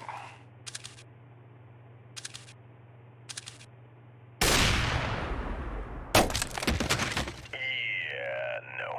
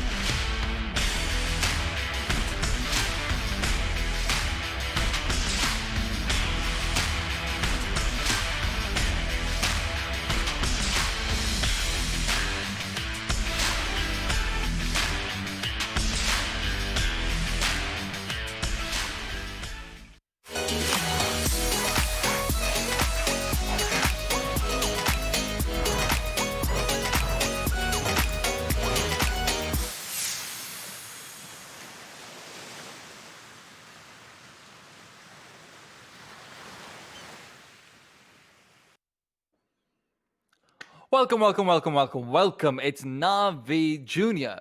versus Simon. We've already seen one map going the way of Simon in a very back and forth game. Believe it or not, Navi Jr., despite being on a 0% win rate on Overpass, looked like they would have been able to knock the heads off of Simon. Unfortunately, a few choice opportunities missed ended up that they couldn't quite increase that win rate. Now, though, comes down to Inferno, which is one of their better, if not best maps. Simon, on the other hand, quite literally the statistically worst map on Inferno. So you know what? This could be a flip of the coin. This could be Navi just coming back and bringing it back to a 1-1. Yeah, I think when you sort of looked at the map vetoes initially, that was what you had forecasted, right? That's why you sort of hedged your bets a little bit. You went with the 2-1. I went for the 2-0. I thought maybe there was a chance Navi took it. And while they certainly had the opportunities, just so many crucial clutches. And like you said, a few misplaced opportunities from them in particular. I think Inferno will deliver on sort of all of our expectations. I think Simon, in spite of it being their worst map in the pool, will come out with a pretty good footing, especially if Needling kind of maintains that performance. If they can rely on him in the clutch, Inferno is a map that can very much be swung in your favor if you're able to win those out. In all fairness, you can't really rely on one player to get 4 1v3s in a game. It's one of those things where, hey, if it happens, yay. But otherwise, if it's happening every single game, then one, there's something wrong with your team, and B, when is Navi trying to steal your player from you? Simon, though, definitely a lot of very promising prospects in their midst. I want to see more of Neelan, to be honest. I want to see Neelan keep coming alive because he's a very exciting player to watch. On the other hand, though, I need Gospodarov to be an actual player this time on Navi Jr. He had one ace, which was really the only notable round he had. Mm-hmm. The op that he had given to him very, very often was equally often underwhelming. Dustu from him versus Akobos was insanity. It was pure insanity. Overboss less so. And heading into Inferno, if they don't have Gospodarov alive, I don't see how they can win it. Yeah, it seemed like they were just unable to get his hands on the AWP for most of the game, right? On the T side, I think he picked it up 2 out of the 7 or 8 gun rounds they got. He had a few ops on T side as well. Unfortunately, I think he just had 2 kills with the op on the T side. Yeah, it did seem as though Navi were kind of struggling to make decisive calls, however, on that T side, and they always seem to get caught into a position where they're either equal but sort of not probing the map. You saw Simon when they were on their T side sort of lingering a bit longer, making sure that if there was any reaction from their opponents, that they'd have somebody in position to try and deal with it, or at least get the information that they were there. Navi didn't really seem to have that. I think Inferno could certainly, like you said, go in their favor, given that it is a more favorable map for them. And they should understand a few more of the sort of protocols and play styles that should be implemented. I think they're very in terms of play styles, but the statistics seem to indicate otherwise. And the knife round won by Simon means that they should get the freedom of choice to likely start on the CT side. Well, I don't know, man. I have mixed feelings about Inferno CT side. It's very good, of course, but there's a lot of teams where I just look at how they perform on the T side, and I just think to myself, you guys could really start with that here. Yeah, because there's some teams that are so incredibly good at exploiting flashbangs on Banana, not nades and everything. Nades, everyone knows how to nade Banana now, but late flashes onto Banana to force off operas from the angle, that's for me what defines an amazing Inferno team. Simon, though, is far from an amazing Inferno team, and our partners at LootBet agree with my sentiment. A 256 to 145 isn't too one-sided, but Simon, they do have something to prove here. Yeah, a lot more respect given to Navi Jr. on their own map pick. Less so to Simon in this regard, and while Neelan will start things off with a nice kill in towards Banana, he suffers a lot of damage in doing so, and with the 1 pick, Simon will begin to fall back. They'll boost a player up. I thought Neelan would have been the one to get boosted, considering he's such low HP, but instead, it is his teammate in Mo. Nealon wants to take first point of contact, it seems like, and they're just committing towards that B-bomb side. Smoke's coming in both for CT and Coffin. So Nealon, who's trying to just get a few tags in, is going to be brought down. 2 HP is not what you want to use to spam through smokes. Mo, in the meanwhile, good for 2, as he gets a great flick for the second. The third will evade him, but Bit is left in the 1 versus 2, trying to move past the smoke. Norbert is expecting this, but he turns around at the worst possible time. I say that. Cool. But he does get the angle. Unfortunately, not quite the kill. Bit, great shot, but can he make it through? Oh, bomb getting planted now. Cade hot on his heels. Low HP on Bit, so it only takes that one body shot that'll be enough to take Bit down. Does he check his behind? Does he suspect that Cade is right in from the Coffin's position? But he misses the crucial shots. Bit's able to adjust in time. They let it slip. Bit finishes it off for 4 kills. That is a round that they should not be able to get away with, but it still works out in Navi's favor. Bit had like 20 HP as well. So one USB shot just kills him. He missed everything. Rough. Navi Jr. do start things off probably better than they deserve after Mo got those 2 very nice kills. Perhaps a case of nerves coming into play. Simon did almost give up Overpass, which was, of course, their map pick. Norbert, though, you'd like to see that. And Deagle comes in, comes alive, takes down a man. Of course, he just peeked over from the bedrooms down into second mid. And Nealon left to try and back off with a CZ. It is a very bright shade of pink. And so is his blood, which will spill all over it. Well, colors are now placed appropriately. Navi Jr. There's a lot of orange over towards B. I don't think they're really quite committing as of yet. The one smoke deployed by Simon, that delays them further, and they're moving instead back towards a bit of brackets control. Of course, exploiting the fact that there's limited utility on the CT side is the correct move, so they've drawn out some smokes on both sides of the map. They're falling into the hands of Norbert's Deagle. He found a kill earlier, but this time just his bell rung, not a whole lot of damage accomplished. And they want to fight and face towards the archers. Instead, they'll fall back. They've called for rotations in, and they've got Kyoza to an advanced position through Banana as well, so it has to be a commitment from Navi Jr. Such a good timing on that smoke. Cade could just catch them all off. There's even a flank coming in. Cade needs to hit these shots. He's good for 1, but not more. He barely gets 1 right before going down, and it leaves Topa in a 1 versus 2. This time he's got 12 HP, but I think it might be a slightly harder clutch to go for when Mo's just swinging out, USB in hand. Simon win out the force by round off the back of a few good Deagle kills. Cade, heroic attempt from Coldzera, and that smoke timing, that's what forces them out into his angle, not expecting to check that. Just really nicely done, all in all. Great to see. Yeah, he was such a important player for them on Overpass to lock down the B-bomb side. This time he anchors and helps them out in the force buy. They lined up for the Deagle and all Navi Jr. They hope to at least get the one hard round in the pistol, the easier round to follow, but doesn't quite follow the script. Simon instead with now rifles. It's suboptimal rifles all around. They have an AK and Mo, but FAMAS's, Galil's, not ideal, but much better than what Navi Jr. are operating with.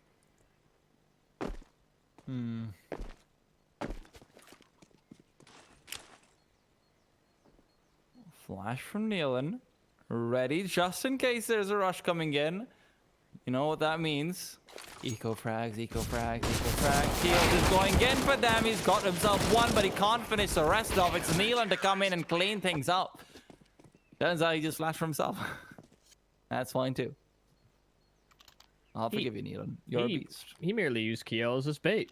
Yeah. Like, yep, you're dangling in front of their face. They think they're going to rush you down, and then last swoop in for all of the kills. By the way, you thought Gospadra was having a bad overpass? He's on -1 kills right now. How does it get worse? Simon is reminding us that win rates are not everything, but they have not won yet. Still a way to go. This is the big round for them to get a lot of money out in their coffers, though they're already pretty loaded. If you can prevent these Deagles from getting any kills on the Navi Junior side, well, that's where you're counting your money to the bank. Topa Looking to peek out. There's already a tag onto Norbert, and Topa just needs to follow up with 2 body shots. So that is a good kill to start things off. And the CTs will feel some pressure to get aggressive and make up for it. Yeah, they've got aggressive banana control as well on the SYMAN side, so a couple players committed to the A bomb site is all they'll have.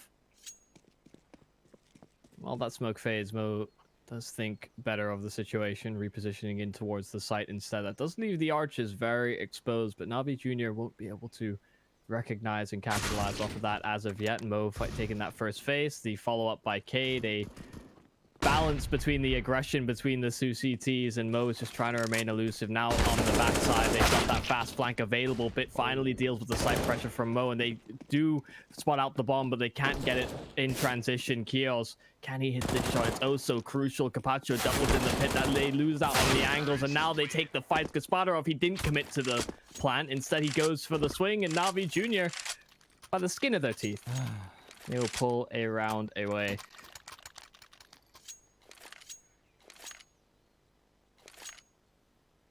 I don't know, man. The Eagles with that armor.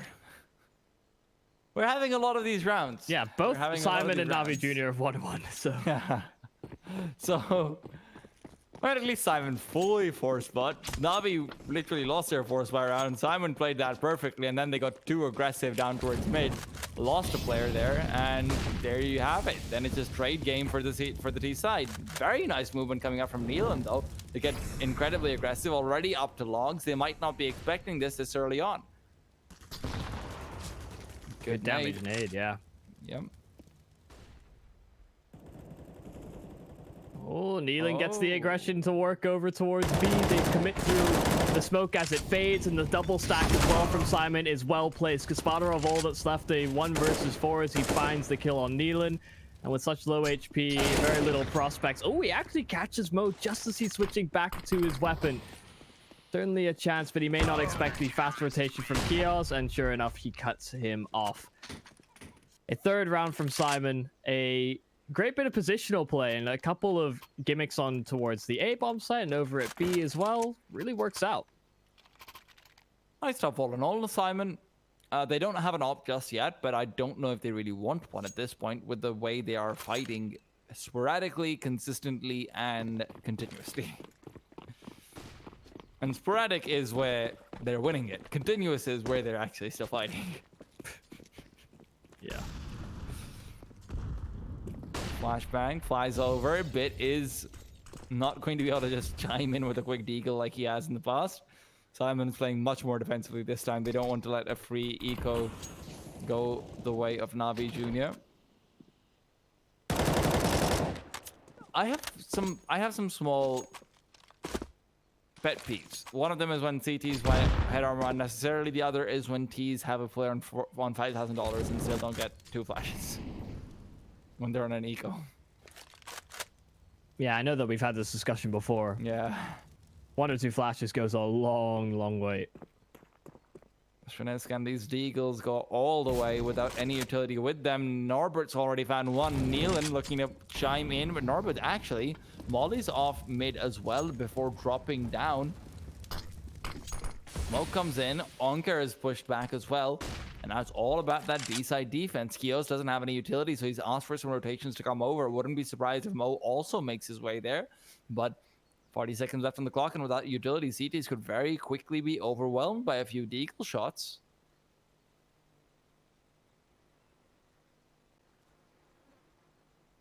Neelan around the corner, waiting for the push to come in, but Kios is taking first contact. Neelan just swings out. He's got 2, but not the third. Onker's good for only 1 kill, and this time SYMAN will not have themselves baited into taking early aggressive duels versus Deagles long range with just an M4. Yeah, it was all about the timing between those 2 players on the B-bomb site. First contact found, and then after that, just changing the aggression, changing the angle. The secondary player peaks, and SYMAN shut things down. Navi Jr. back onto rifles. They get Gasparov on the AWP after saving so much money in the previous round, not investing in utility. You know, those couple of flashes that he bought, you know, you would have missed out on one of them. Well, actually, probably not even that. Ooh. Even still, SYMAN are positioned with a lot of presence over towards B to start, a lot of utility expended to get some banana presence. That way they keep their B site players healthy and with some utility to expend later on into the round. Well, a very defensive style of play this time, though, from the CT side. I don't know how well this works if the T's start to really take brackets control aggressively. They have cheated over another player to A, though, and that could be the difference maker. Nealon's single flashbang is actually very important when they're going in towards short, if they're going in towards short. Mo, though, boosts it up, finds Bit, takes him down. And there you have it already. A disadvantage for Na'Vi, and one that will be steadily exacerbated when they realize they don't have any Molotovs to flush out these CT players from Bit, Graveyard, and Cubby. SYMAN are pulling out all the stops. So many boosts already implemented so early into the game. Na'Vi Jr. are not really being given too much. Topa able to punish both, peeking in from the Cubby, but Keo's finding the presence over at B. A man advantage still held here from SYMAN, and with 25 seconds left to commit onto the site, the A bomb site is the target. They're wrapping smoke towards Moto.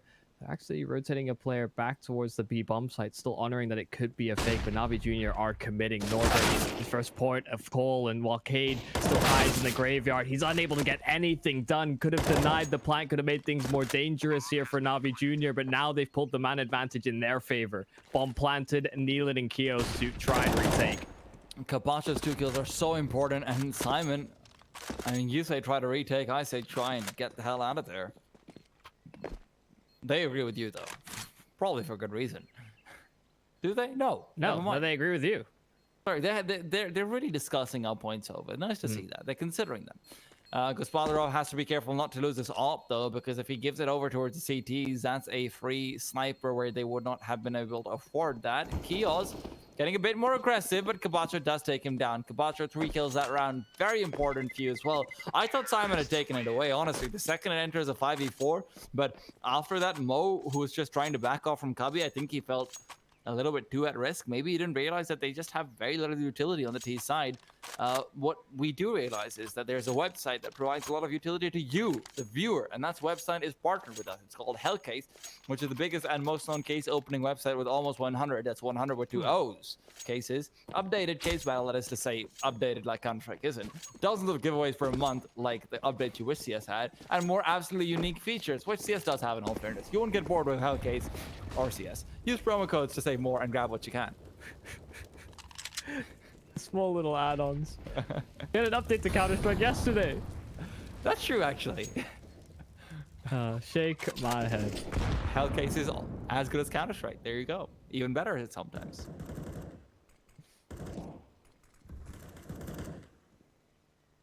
Well, an adapted plug, an adapted setup here from SYMAN. Nealon is getting a bit more forward now, not quite committing to the Logs position, instead going further, and while Ankar is able to punish. They were so prepared, so passive on the default there from Na'Vi Jr. They wanted to retake later on into the round. Instead, they're given that opportunity to take banana control away from them. But look at the read here from SYMAN. They're committing that initial player over towards B, back towards the A bomb site. So it's a full-on stack from the CT side. They rotate into Na'Vi Jr. And while Cade will try desperately with the MP9, he gets Gospodarov off guard. Long range, he gets it done. How does he get the kill? I still don't know. Capacho trying to get the trade right back. The bomb still dropped and exposed in middle. Onkar not quite able to get a foothold. Cade is wreaking havoc with this MP9. Capacho low HP on a couple of players, so at least he's able to get one right back, but Cade still so elusive. Capacho, he's out of there. Wants nothing to do with the SMG, and will try and get this bomb planted at B. Hashtag balanced. I mean, there wasn't even much about it. The first shot from the op gets missed. Cade controls his spray really nicely when he repositions once he's realized, okay, I've basically missed all my shots in the blast tree. I need to stop spraying. Then the second kill was really good, though. Cade just goes so calmly, so comfortably, takes it away. Kabacha right now on 18 HP needs to be really careful because he's one bullet away from death, even if it just hits his little toe. Kabacha swings out, though. Perfect timing. Cade was making too much noise. He had too much pressure on his shoulders, and he will go down. But one hell of an effort. Yeah, the man who had the least amount of utility, the least amount of weaponry in a round somehow comes up super big for Simon. After the couple of kills go the way of Navi Jr., just finds the great timing there. Like you said, being a bit controlled in that secondary kill as well. And even hides away behind the pillar after that. That's really nice stuff. Force buy from Simon, though. When you're down 4-4, Navi could use this to run away with the game if they can't come out on top. Certainly a possibility. This time, Cade's upgraded himself to an M4. All that money farmed up on that MP9 goes and pays dividends in this round. We'll see if Simon can get some effectiveness out of it. Simon, more concerted effort over towards B. They've got a couple players stacked up in towards the sandbags, and Navi Jr. are taking control of Banana. They're going to meet them head on, and while Neelan gets caught out in the open, Mo hides in the smoke, hopes to go unchecked and unclear, because Kio's, he can't really do anything to help him out.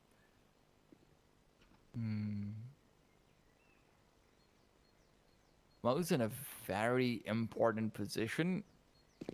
And Kios's smoke could maybe help him out just a little bit, but they're checking the angle. They're checking it. They're performing due diligence, and this will be the save of the M4 unless Kios can come through with at least 3 kills on the Deagle. The M4, MP9 saved in the next round. You still have a chance of maybe getting something out. Kios, unfortunately, I mean, although he's got a smoke, that smoke will not really matter. Are they really throwing the MP9 away? I don't think they should. No, Okay. he's just angry shots. How dare you take that site? Yeah. I really disagree with this force buy from Simon overall, though. They've put themselves in a situation where their buys are going to be very weak for the next 2 rounds. I mean, Navi could be up 7-4 off this. Yeah, dangerous prospect considering we had them as down as favorites for the map as well. So Yes. give them an inch, they will be more than happy to take that mile. And remember, this is when Gospodarov doesn't even have his up on the favorite side. You put him on CT, and sure, he has some wonky performances sometimes, but on Inferno, more likely than not, you are going to see him come alive. We've not seen a crazy tactical effort from Navi Jr. either. Simon seemed pretty composed on the CT side. I think outside of that force buy in the previous round, I've agreed with a lot of their decisions. Like you said, they may have dug themselves a hole that they may not be able to escape from. Yep. Oh, okay. Keon says not brought down yet, but he has had a taste of the flames. The one problem that I will say from Simon is I am starting to see why they don't have such a great win rate on Inferno. I think they might just not practice it at all, because they've gone for the same setups like twice on A site when Navi's trying to hit it with Mo being boosted up on top of second balcony. And it works once, but not twice in a row. It's always going to be checked. It's always going to be flashed off. And, you know, they had a chance in that round because Cade somehow magically got 3 kills with the MP9, but it wasn't really enough. Bit this time starts off nicely. Cade is good for 1 as well, but Norbert is brought down, and Neelan, he's hoping to be able to pull off one of his famous clutches. He comes through from the side, gets the first, but not the second. It's still a 2 versus 2. But Mo not having armor is going to be tricky, and they could just be caught off guard. They don't realize it, but the bomb could come over towards the A site, and it looks like it wants to. Onke not having the angle checked, and he will get both out. Really well played by Navi Jr. in that 2v2. Yeah, okay, it's so much information. Cleared out the B-bomb site, made sure that Gospodarov had a clear path to get that bomb planted, should he so please, but he hears both of them rotating, so he's more than happy to sweep it all up. Like you said, it could end up in a 4-7. Navi Jr., they win this round. Things get more and more out of control. See if Simon can answer back now. They've got Mo back on the AWP. Simon back on rifles and a bit of utility to spare Mo. There's the shot you need. Gospodarov taken out at the start. Well, an early advantage that SYMAN will be happy to take. Do they still contest banana control? Do they still go for these forward positions that they've been going for so much in this half, given the early pick? I think they might have to, with Mo going down and equalizing frag. Well, they do have Molotovs to clear out Norbert, so he should not be able to survive here. So CT positioning can be seen to be a little bit weak, and that's why Nealon is bringing himself over. Norbert's going to peek out, get the first kill. They're not using their Molotovs, and that means that suddenly this 4v3 gets a lot trickier. Nealon's got control over Broken Wall, so he can just smoke off Banana and have full control over it for another 20 seconds easily. So they know B-side is not really a concern, but Norbert going down sure as hell is. Cade playing from 4 short. Can he find anything? Smokes himself off over towards Bit, trying to boost himself over on the bicycle. Cade needs to take down the apartment player. Kios has already found one, but Cade, can he get this kill? Yes, he can, but it is sloppy. It gives Onker a chance in a 1v3. Oh, through the smoke he'll go, forcing the fight on the arches. There's the kill that he needed. Finds a bit more space, but he suffered so much damage. Cade able to take him down while a little bit flashed himself. And while SYMAN, they start off the round well. It gets a little bit dicey, but they recover. It could have been a compounding round for Navi Jr., but they keep it competitive. It'll be closer and closer. The only problem is, again, I will keep going back to this time and time again. What happens when Navi gets on their CT side? And the one benefit they have is, on SYMAN, Navi's money is not very good. Navi has lost way too many guns way too often. So if they lose this round, then SYMAN has a fairly good chance of getting to 8. You know, getting themselves an advantage, being in position to vie for 9. But again, what happens when Navi is on the CT side and SYMAN is on T side? It's a scary thought if you're a SYMAN fan. Both teams have seemed susceptible to the force buys, or the pistols at the very least, so neither of them really putting their best foot forward. Whether that transfers to the second half, that still remains to be seen. Mo could be the first port of call for SYMAN. Shot not going to be quite hit on the flash as well. They'll be forced back. They've called for that rotation early, though. They've got Kios sort of jump spotting and spotting over towards Banana, and they need that extra reinforcement. Norbert goes unchecked. How many times has Cubby gone uncleared, unmolotoved on the side of Navi Jr., and they're punished for it again?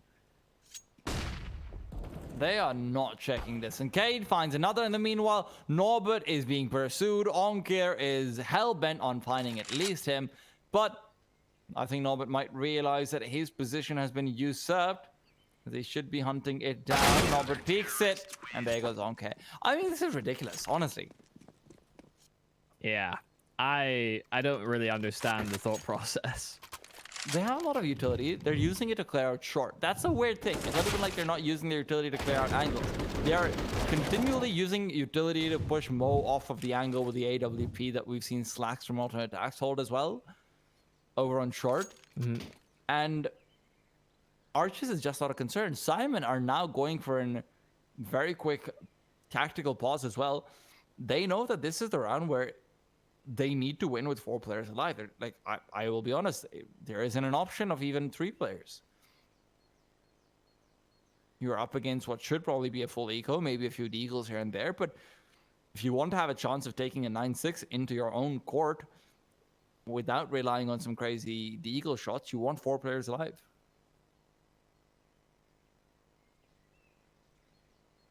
It is strange to me that a team that have played this map a number of times on the side of Navi Jr. just are not respecting the positions that can be held. I mean, Inferno is pretty run-of-the-mill when you get all the sort of procedures in place. You would think by now, if they still don't Molotov the Cubby, I've surely lost all hope, but maybe they don't even get that chance. We'll see if they're able to shut things down on the SYMAN side. Close out this A-bomb site. Norbert taking a forward face. Mo as well went for a peek through second middle. They both get nothing for their troubles. And Navi Jr. won't have the opportunity in this round to show us the methodical playstyle we're expecting. You still get a whole lot of control. They're giving a lot of respect to these pistols on the side of Simon. They're playing far back. Thank God for that. They've had way too many close flakes and close shaves that have sometimes ended up with Na'Vi Jr. just slitting their throats, and Mo even using a nice little off angle to take down Bit. Will we peek out with the flashbang? That might be ill-advised, but he will get the kill. 23 HP on him, so he will be backing off for a while. Cade, who's playing the delayed angle, comes in and finishes them off. I talked about how they needed to keep 4 alive. They do 1 better. All 5 players taken forward, and if Na'Vi loses this round, this is the last full buy they have. Yeah, nice and clean and easy from Cade to make sure that all those players stay up, not getting overwhelmed on the site. This is where we need to see it. If it's not there from Na'Vi Jr., I might pull out a hair or two. So that's a real reason of a receding hairline. You know, yeah. That's why poor Richard Lewis. I'm not a huge fan of using buzzwords, but I'll be molding. You know, I've never really been clear about what that even means, to be honest. I'm assuming it's just mad and balding, but yeah, that's my assumption as well. Yeah, I'm not a trendy guy, but Simon, they are really hoping to pull off some more magic on this A site. 4 players live. Nealon says, "Hey Norbert, how about I try it this time?" That might be a mistake though. Mo on the B site, so important that he gets this kill. Flashbang will come out. He misses his initial shot. Molotov's out. Will back off. Secondary flashbang means that he can't quite keep himself posted around the corner either. Rotations come over and they are very timely. But with 50 seconds on the clock, B side can still turn back and go towards A yet again, and they've only got 2 flashes on Simon as utility. Yep, doing enough to cause those rotations back. It was the stack from Simon earlier on around the AWP of Mo, but now in towards these bomb sites, it's a harder sell. Nealon now taking up the position over towards the arches. Bit the first to face. You'll find the entry, and they'll make sure to clear out that cubby, make sure there's nothing going astray. 20 seconds left to convert on the bomb site. Cade spotted out into towards the graveyard. His pit player needs to do so much, and Norbert delivers. 2 quick taps. The third, it's going to be found. Simon get a shutdown on the A bomb site. Na'Vi Jr. do a few, but check a few more close quarters. Be a bit more meticulous. Make sure that Simon have to at least honor the fact they can hit B, but it has to be that A bomb site. Those shots from Norbert that we didn't get to see, but certainly heard, were all the difference. And now you get to see the effect of losing out a few too many rounds because you're not checking the cubby. Na'Vi Jr. could feasibly end up being down 6-9 despite having a few very good eco round victories that would have put them in a great position to take control of the half. Kios, though, missing the shot initially. Grenades, Molotovs, everything flying out. Seems like the B site is very much the destination for Na'Vi, at least initially, for their aggression. And it seems like it's the plan off the bat, because they are still converging in that position. All that utility that was expended, it was predominantly T-sided. So Gaspadarov will look to lead the way with that SMG. Don't care, trying to line up a smoke towards CT. Neither going to get smoked off. Spam on through, not going to quite hit the mark. So his teammate for now is left on an island. Kios at the back of the bomb site with the first kill there. Not quite able to adjust in time for the secondary kill. And Oncare has found 2 frags in rapid succession. Now they have the site. Now they have control. This bomb can get planted, but Nealon jumps above the coffin for a 1 and done. A trade right back. Simon, a 2 versus 3. Can they push it to 9? Seems like they will be able to. Oncare finishes things up for the AWP that was picked up. I have to say, I think Simon just got used to the A-side hits. Yeah. A very awkward defense coming in. The play on boost was not quite there in time, although they had some Molotovs, although they had some utility. It wasn't really chucked over in a timely manner either. By the time the boost came over towards Flower Pots, Onke had already picked up Kios' op and was in position and expecting it. So he just takes down the second player immediately. Once the advantage is in their favor, you're thinking, yeah, they're probably going to slow things down, play for utility, play for a quick pick off and try and transition through. No. Nealon hopes that he can catch them off guard. And after the bomb's already planted, he jumps onto the coffin. That's a bold move at the best of times, but after the bomb is planted, that can be really dangerous. So SYMAN, what could have been a 9-6 ends up going the way of Na'Vi Jr. in an 8-7. They're probably happy with that from the Na'Vi side.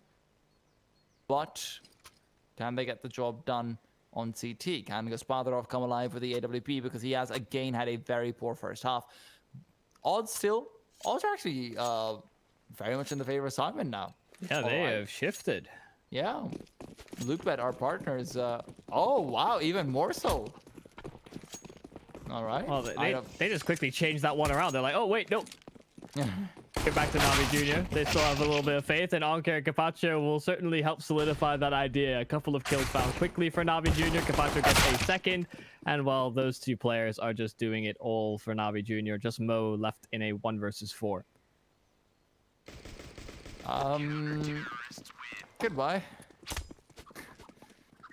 The question is, can SYMAN pull off the magical eco round victory or not?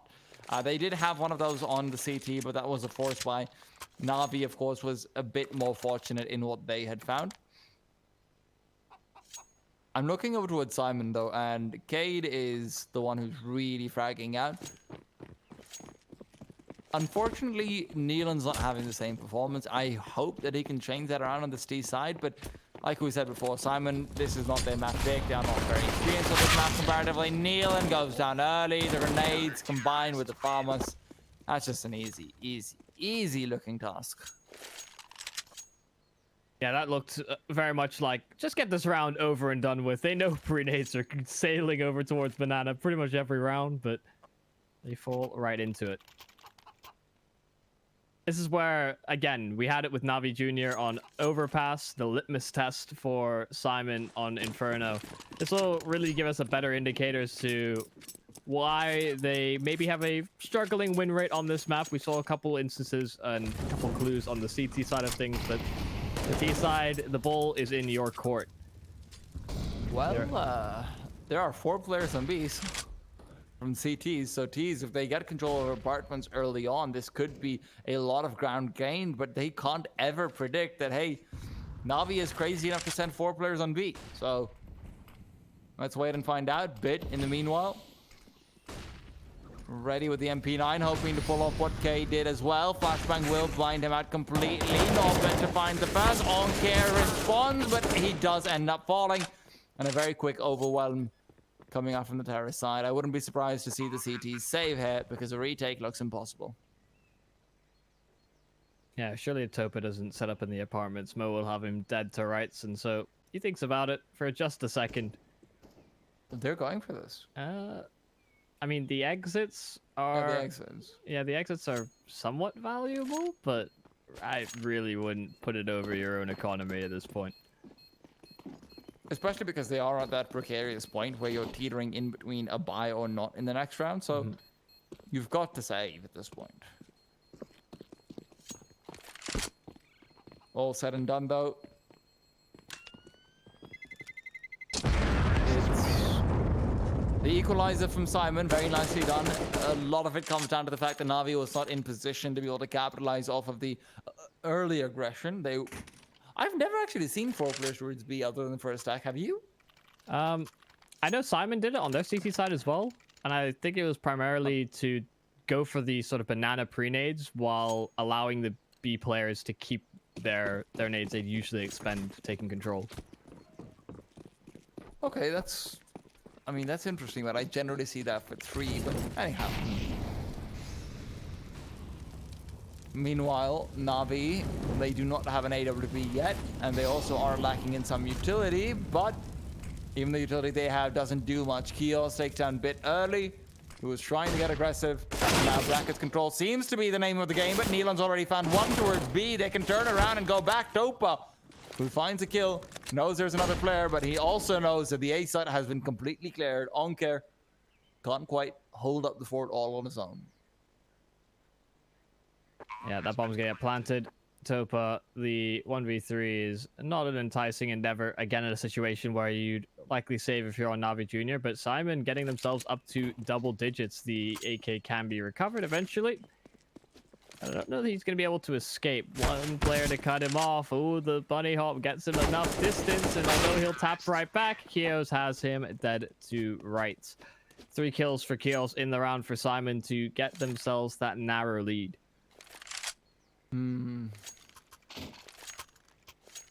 SYMAN are at times seemingly relying on their individuals, but with how aggressive Navi Jr. has at times been getting as well. You know, just wide swinging out with the farmers into AKs that have already set up. Individuals can shine at times like that. You know, you'll find it very easy to punish with the AK, especially if you're a player like Nealon, whose first blood accuracy is insanely good. Well, given that they have only pistols, they have gone for the early stack towards the A bomb site, and the only person that was honoring B is like, no, I don't want to be alone. Staying with you guys. I miss you. I still love you.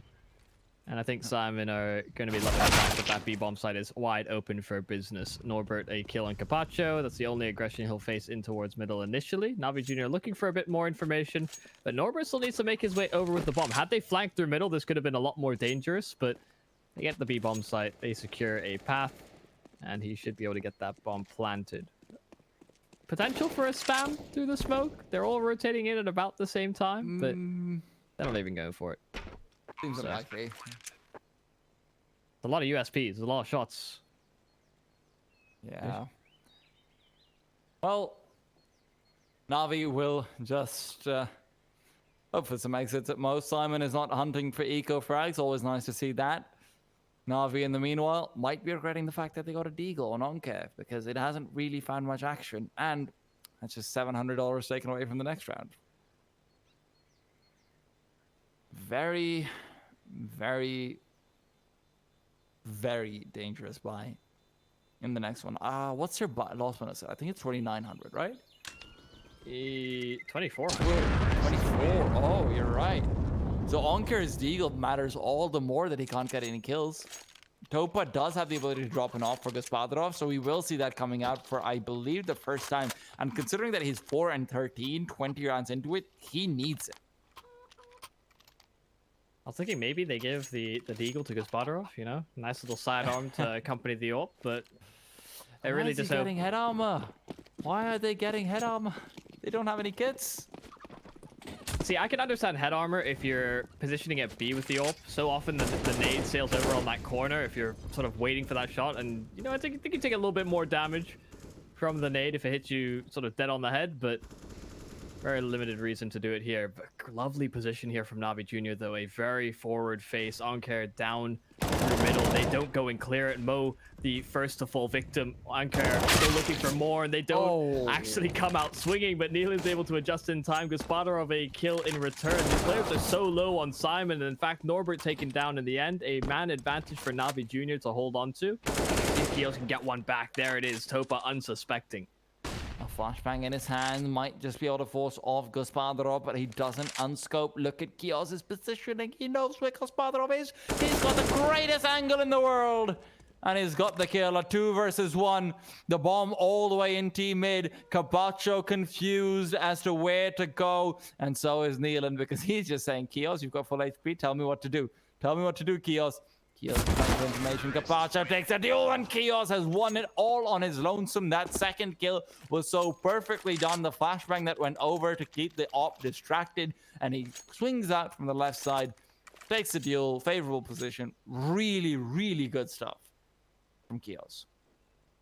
Yeah, just the positional plays from him in that round, lurking up towards and past the shelter position, then rotating back around the arches. He had a firm understanding of how Navi Jr. would react, and like you said, winning the round pretty much single-handedly from that position. SYMAN now a 3-round differential between them and their opponents, and a timeout called, not by Navi Jr., by SYMAN, as they maybe trying to run the numbers, you know, get the abacus out, see if they can remember the economy of Navi Jr. and how to formulate a plan. Do you know how to use an abacus? No, not in the slightest. Okay. I mean, I understand the basic concept, but I wouldn't be able to use it.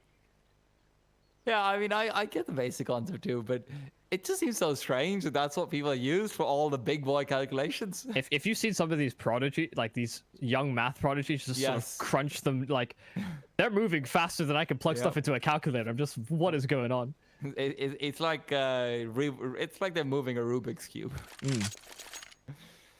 But anyhow, mathematical prodigy aside, we do have a slight pause coming in, and before we jump into the Diablo discussions, I've got to take a look at Navi's economy as well. The fact of the matter is that Simon should be getting their 13th round on the board, and then, as much as I said I'm waiting for Gaspadrov on the CT side, I'm still waiting for Gaspadrov on that CT side, man.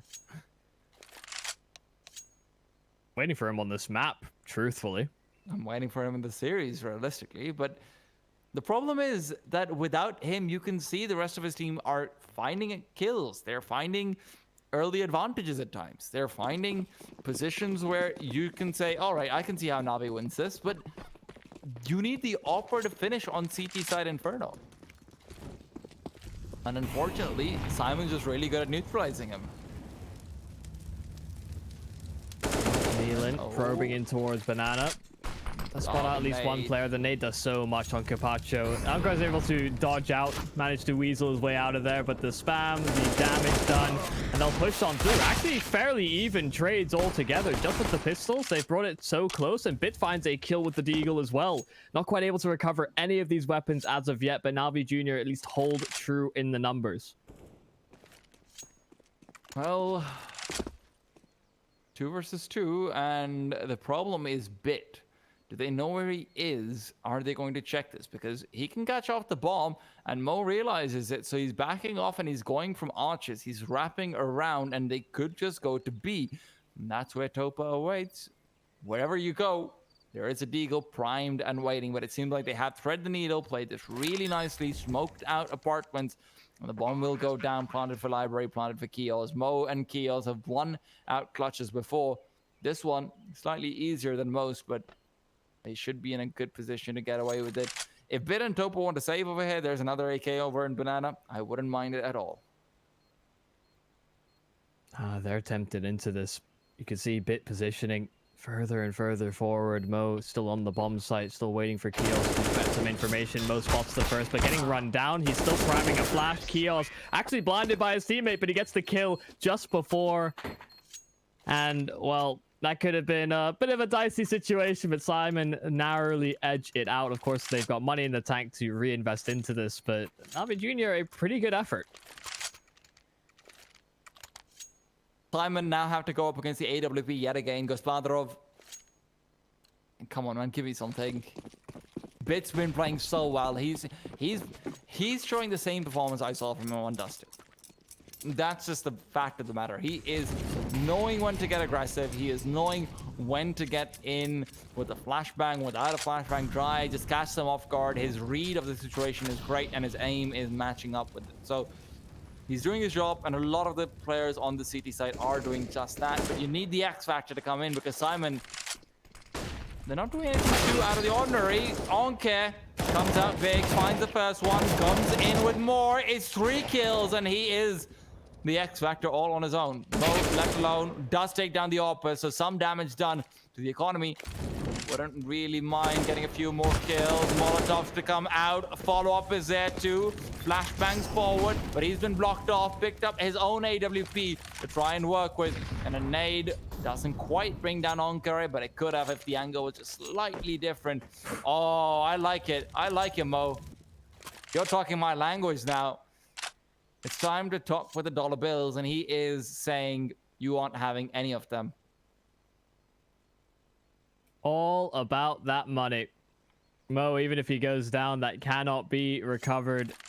Certainly still try his hand, though. Oh, a my kill on God. Carpaccio. He's making this more feasible. 3 kills so far. He ties on care, but he's looking to take it even further. 25 seconds left, trying to fake him out with some steps on towards the site, trying to wrap towards the arches. Mo, oh, he might have just orchestrated a fantastic set of individual frags, but Oh Onkare my shuts him God. down at the final hurdle. What an effort, though. Mo brings it so close. One bullet. Not even a headshot. One bullet was all he needed. Onker was on 26 HP. Before that, can we all just have a moment of silence? Because of CT economy just died? It's gone. It's never coming back. Na'Vi Jr., they are on the back foot forever at this point. They have such a long uphill battle. A 10-13 doesn't even begin to summarize it. Look at the kind of utility coming over towards Banana as well. There's no way Kapatso gets away alive. All he wanted was a kill, and even that doesn't land into his hands. Yeah, it could have been such a better economic situation for Na'Vi Jr. They already lost one of their initial rifles. Tope does a good job of recovering that at the very least, able to get away as well. But Mo ensured that they'd have to dumpster dive to get themselves a buy in this round. SYMAN in a prime position to get themselves up to number 14. 3 players over it, be a couple still lingering through middle on pair. The smoke phase could be a crucial point. Topa running out of bullets, eventually traded out. Still a narrow advantage being held. SYMAN again, low HP on a couple of their players, so still a factor, but Norbert, that's a crucial kill to find. A lot of pressure now mounting on Bit. Oh wait, no, they're wrapping the B-bomb site. Never mind, it's Gaspadarov under the hammer.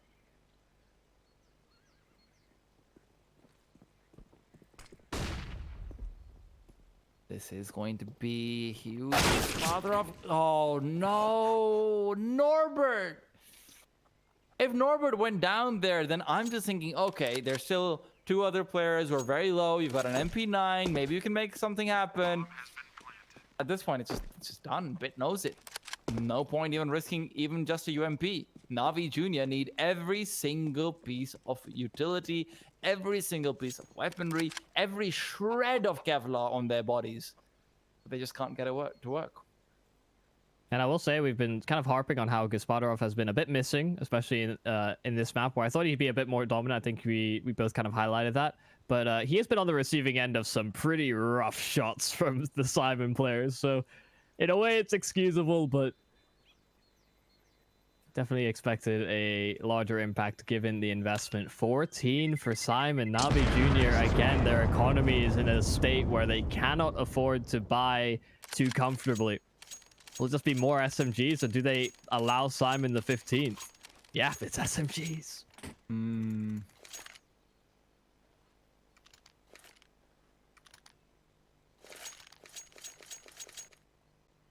I don't know, man. This is all coming back to the one round where Mo almost aced. And honestly, I think that might have been more damaging than an actual ace. Because their last one has also got tagged down a little bit. And it doesn't seem significant, but it really is. Molotov now goes out. It's perfectly timed as well. So Topa will be forced to smoke it off because he knows they can peek out. The Molotov thrown by the CT side is not enough. He's even naded a bit. Not the biggest nade that you've ever seen in your life, but whatever, man. And damage is damage, and these guys have a lot of it emotionally, economically, and now physically as well. Oh, Topa is trying to rebound, seeking a bit of counsel. Seen a psychiatrist looking to rebound mentally on the Na'Vi Jr. side. A good advantage found to start things off. SYMAN, though, he's still got some room to play with. A bit of brackets presence. Gaspadarov with just the deagle. The timing could certainly favor him in that endeavor. The smoke now fades, and Molotov to buy a bit more time as well.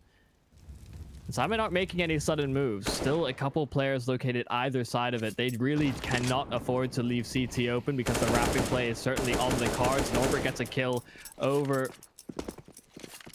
towards the arches, and that's that wrapping play. They get a player in through CT. Kios as well by himself finds another entry. They are really outmaneuvering Na'Vi Jr. here. Bit, though, cuts them off. The bomb in a very, very awkward position. Now the smoke down as well. They'll have to traverse through it. There's really no option for SYMAN because they're getting crunched by all the Na'Vi Jr. players. Norbert gets another back, spamming through the smoke. Oh, the knife's out, but no, the bomb, it's still in a very open position. Norbert able to get out in time, but has he read the reposition? So little time to get this bomb planted. He has to commit to it. And Bit, he's going to try and get hot on his heels. The teammate right behind him, but unable to hit the shot. It would have needed one bullet to take down Bit, but Topa was there for the trade as well. Navi Jr. alive a little longer. Boss, Bit is Mr. Consistent, man. Bit is Mr. Consistent. That's what he is. Every single time you put him into these situations, he's just getting the kills. Him and Onkir have really impressed me today. Onkir was a little bit quieter on Overpass, but right now the two of these players, they are proving themselves to be cut from a different cloth. And I thought SYMAN had that one in the bag. They separate, they both get a couple of kills on that A bomb site. It had to be something phenomenal, and Bit delivers.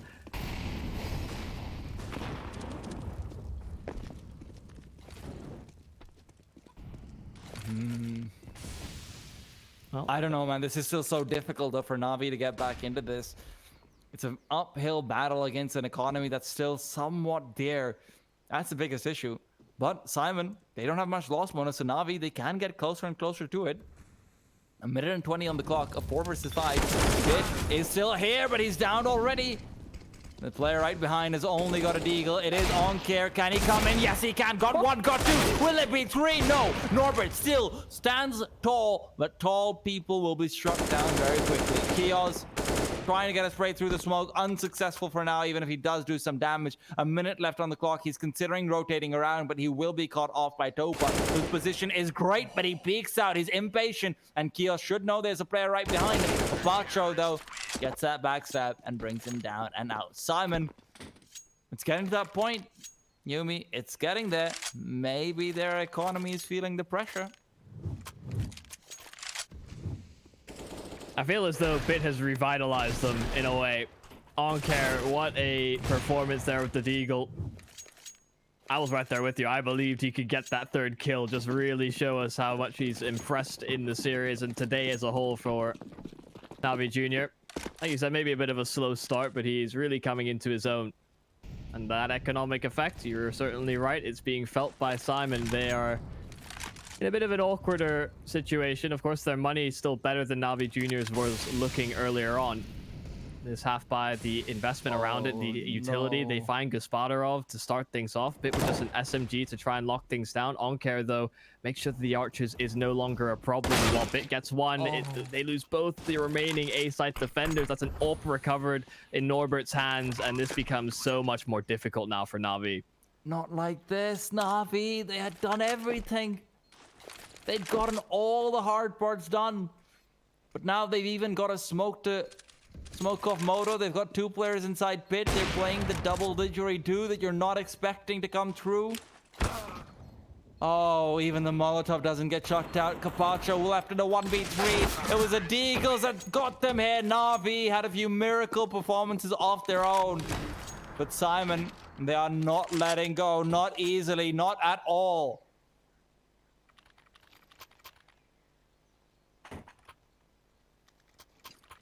The 4 spies, man. These damned 4 spies.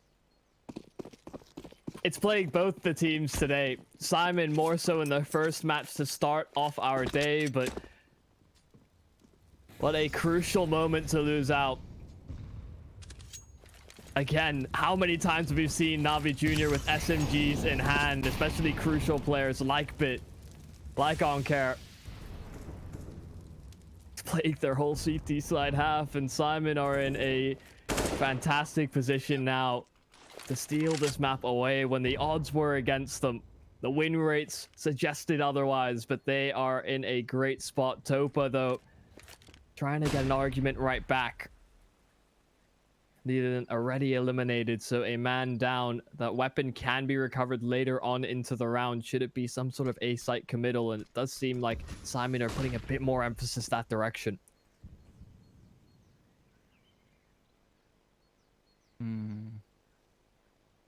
Two players inside mini pit. Could actually one on mini pit, one on top of mini pit. My bad. Radar. Verticality. Nuke. I blame it. Kiozo. He could be overwhelmed very, very quickly. Gospodarov's position makes it very difficult for him to peek in without exposing himself. The Molotov, although it clears out pit, it is not going to bounce back into mini pit, which is what they really need cleared out. 20 seconds on the clock, and it is getting dangerous. The pistols, this is when they shine, when you are panicking with your rifles. Norbert's taking a duel. Can they take down Gospodarov? They have got the smoke. They've got one player cleared out. The second is down as well. And although it got Techi, can they get the final one? The CZ inside the smoke, trying to knife. Bomb is planted. Kios, despite his best attempts, will leave Topa alone. And loneliness can kill, but I have a feeling Simon will get to him before it does. So close. Gospodarov does so much damage, but now it has to be Topa. He's been sharp with the deagle. One kill, found the second as well. Certainly doable. Norbert, low HP. He's being sneaky around the site. It's not planted for him, but Norbert goes uncleared. And despite Topa's best efforts, Simon will steal away the map. What a performance from Simon.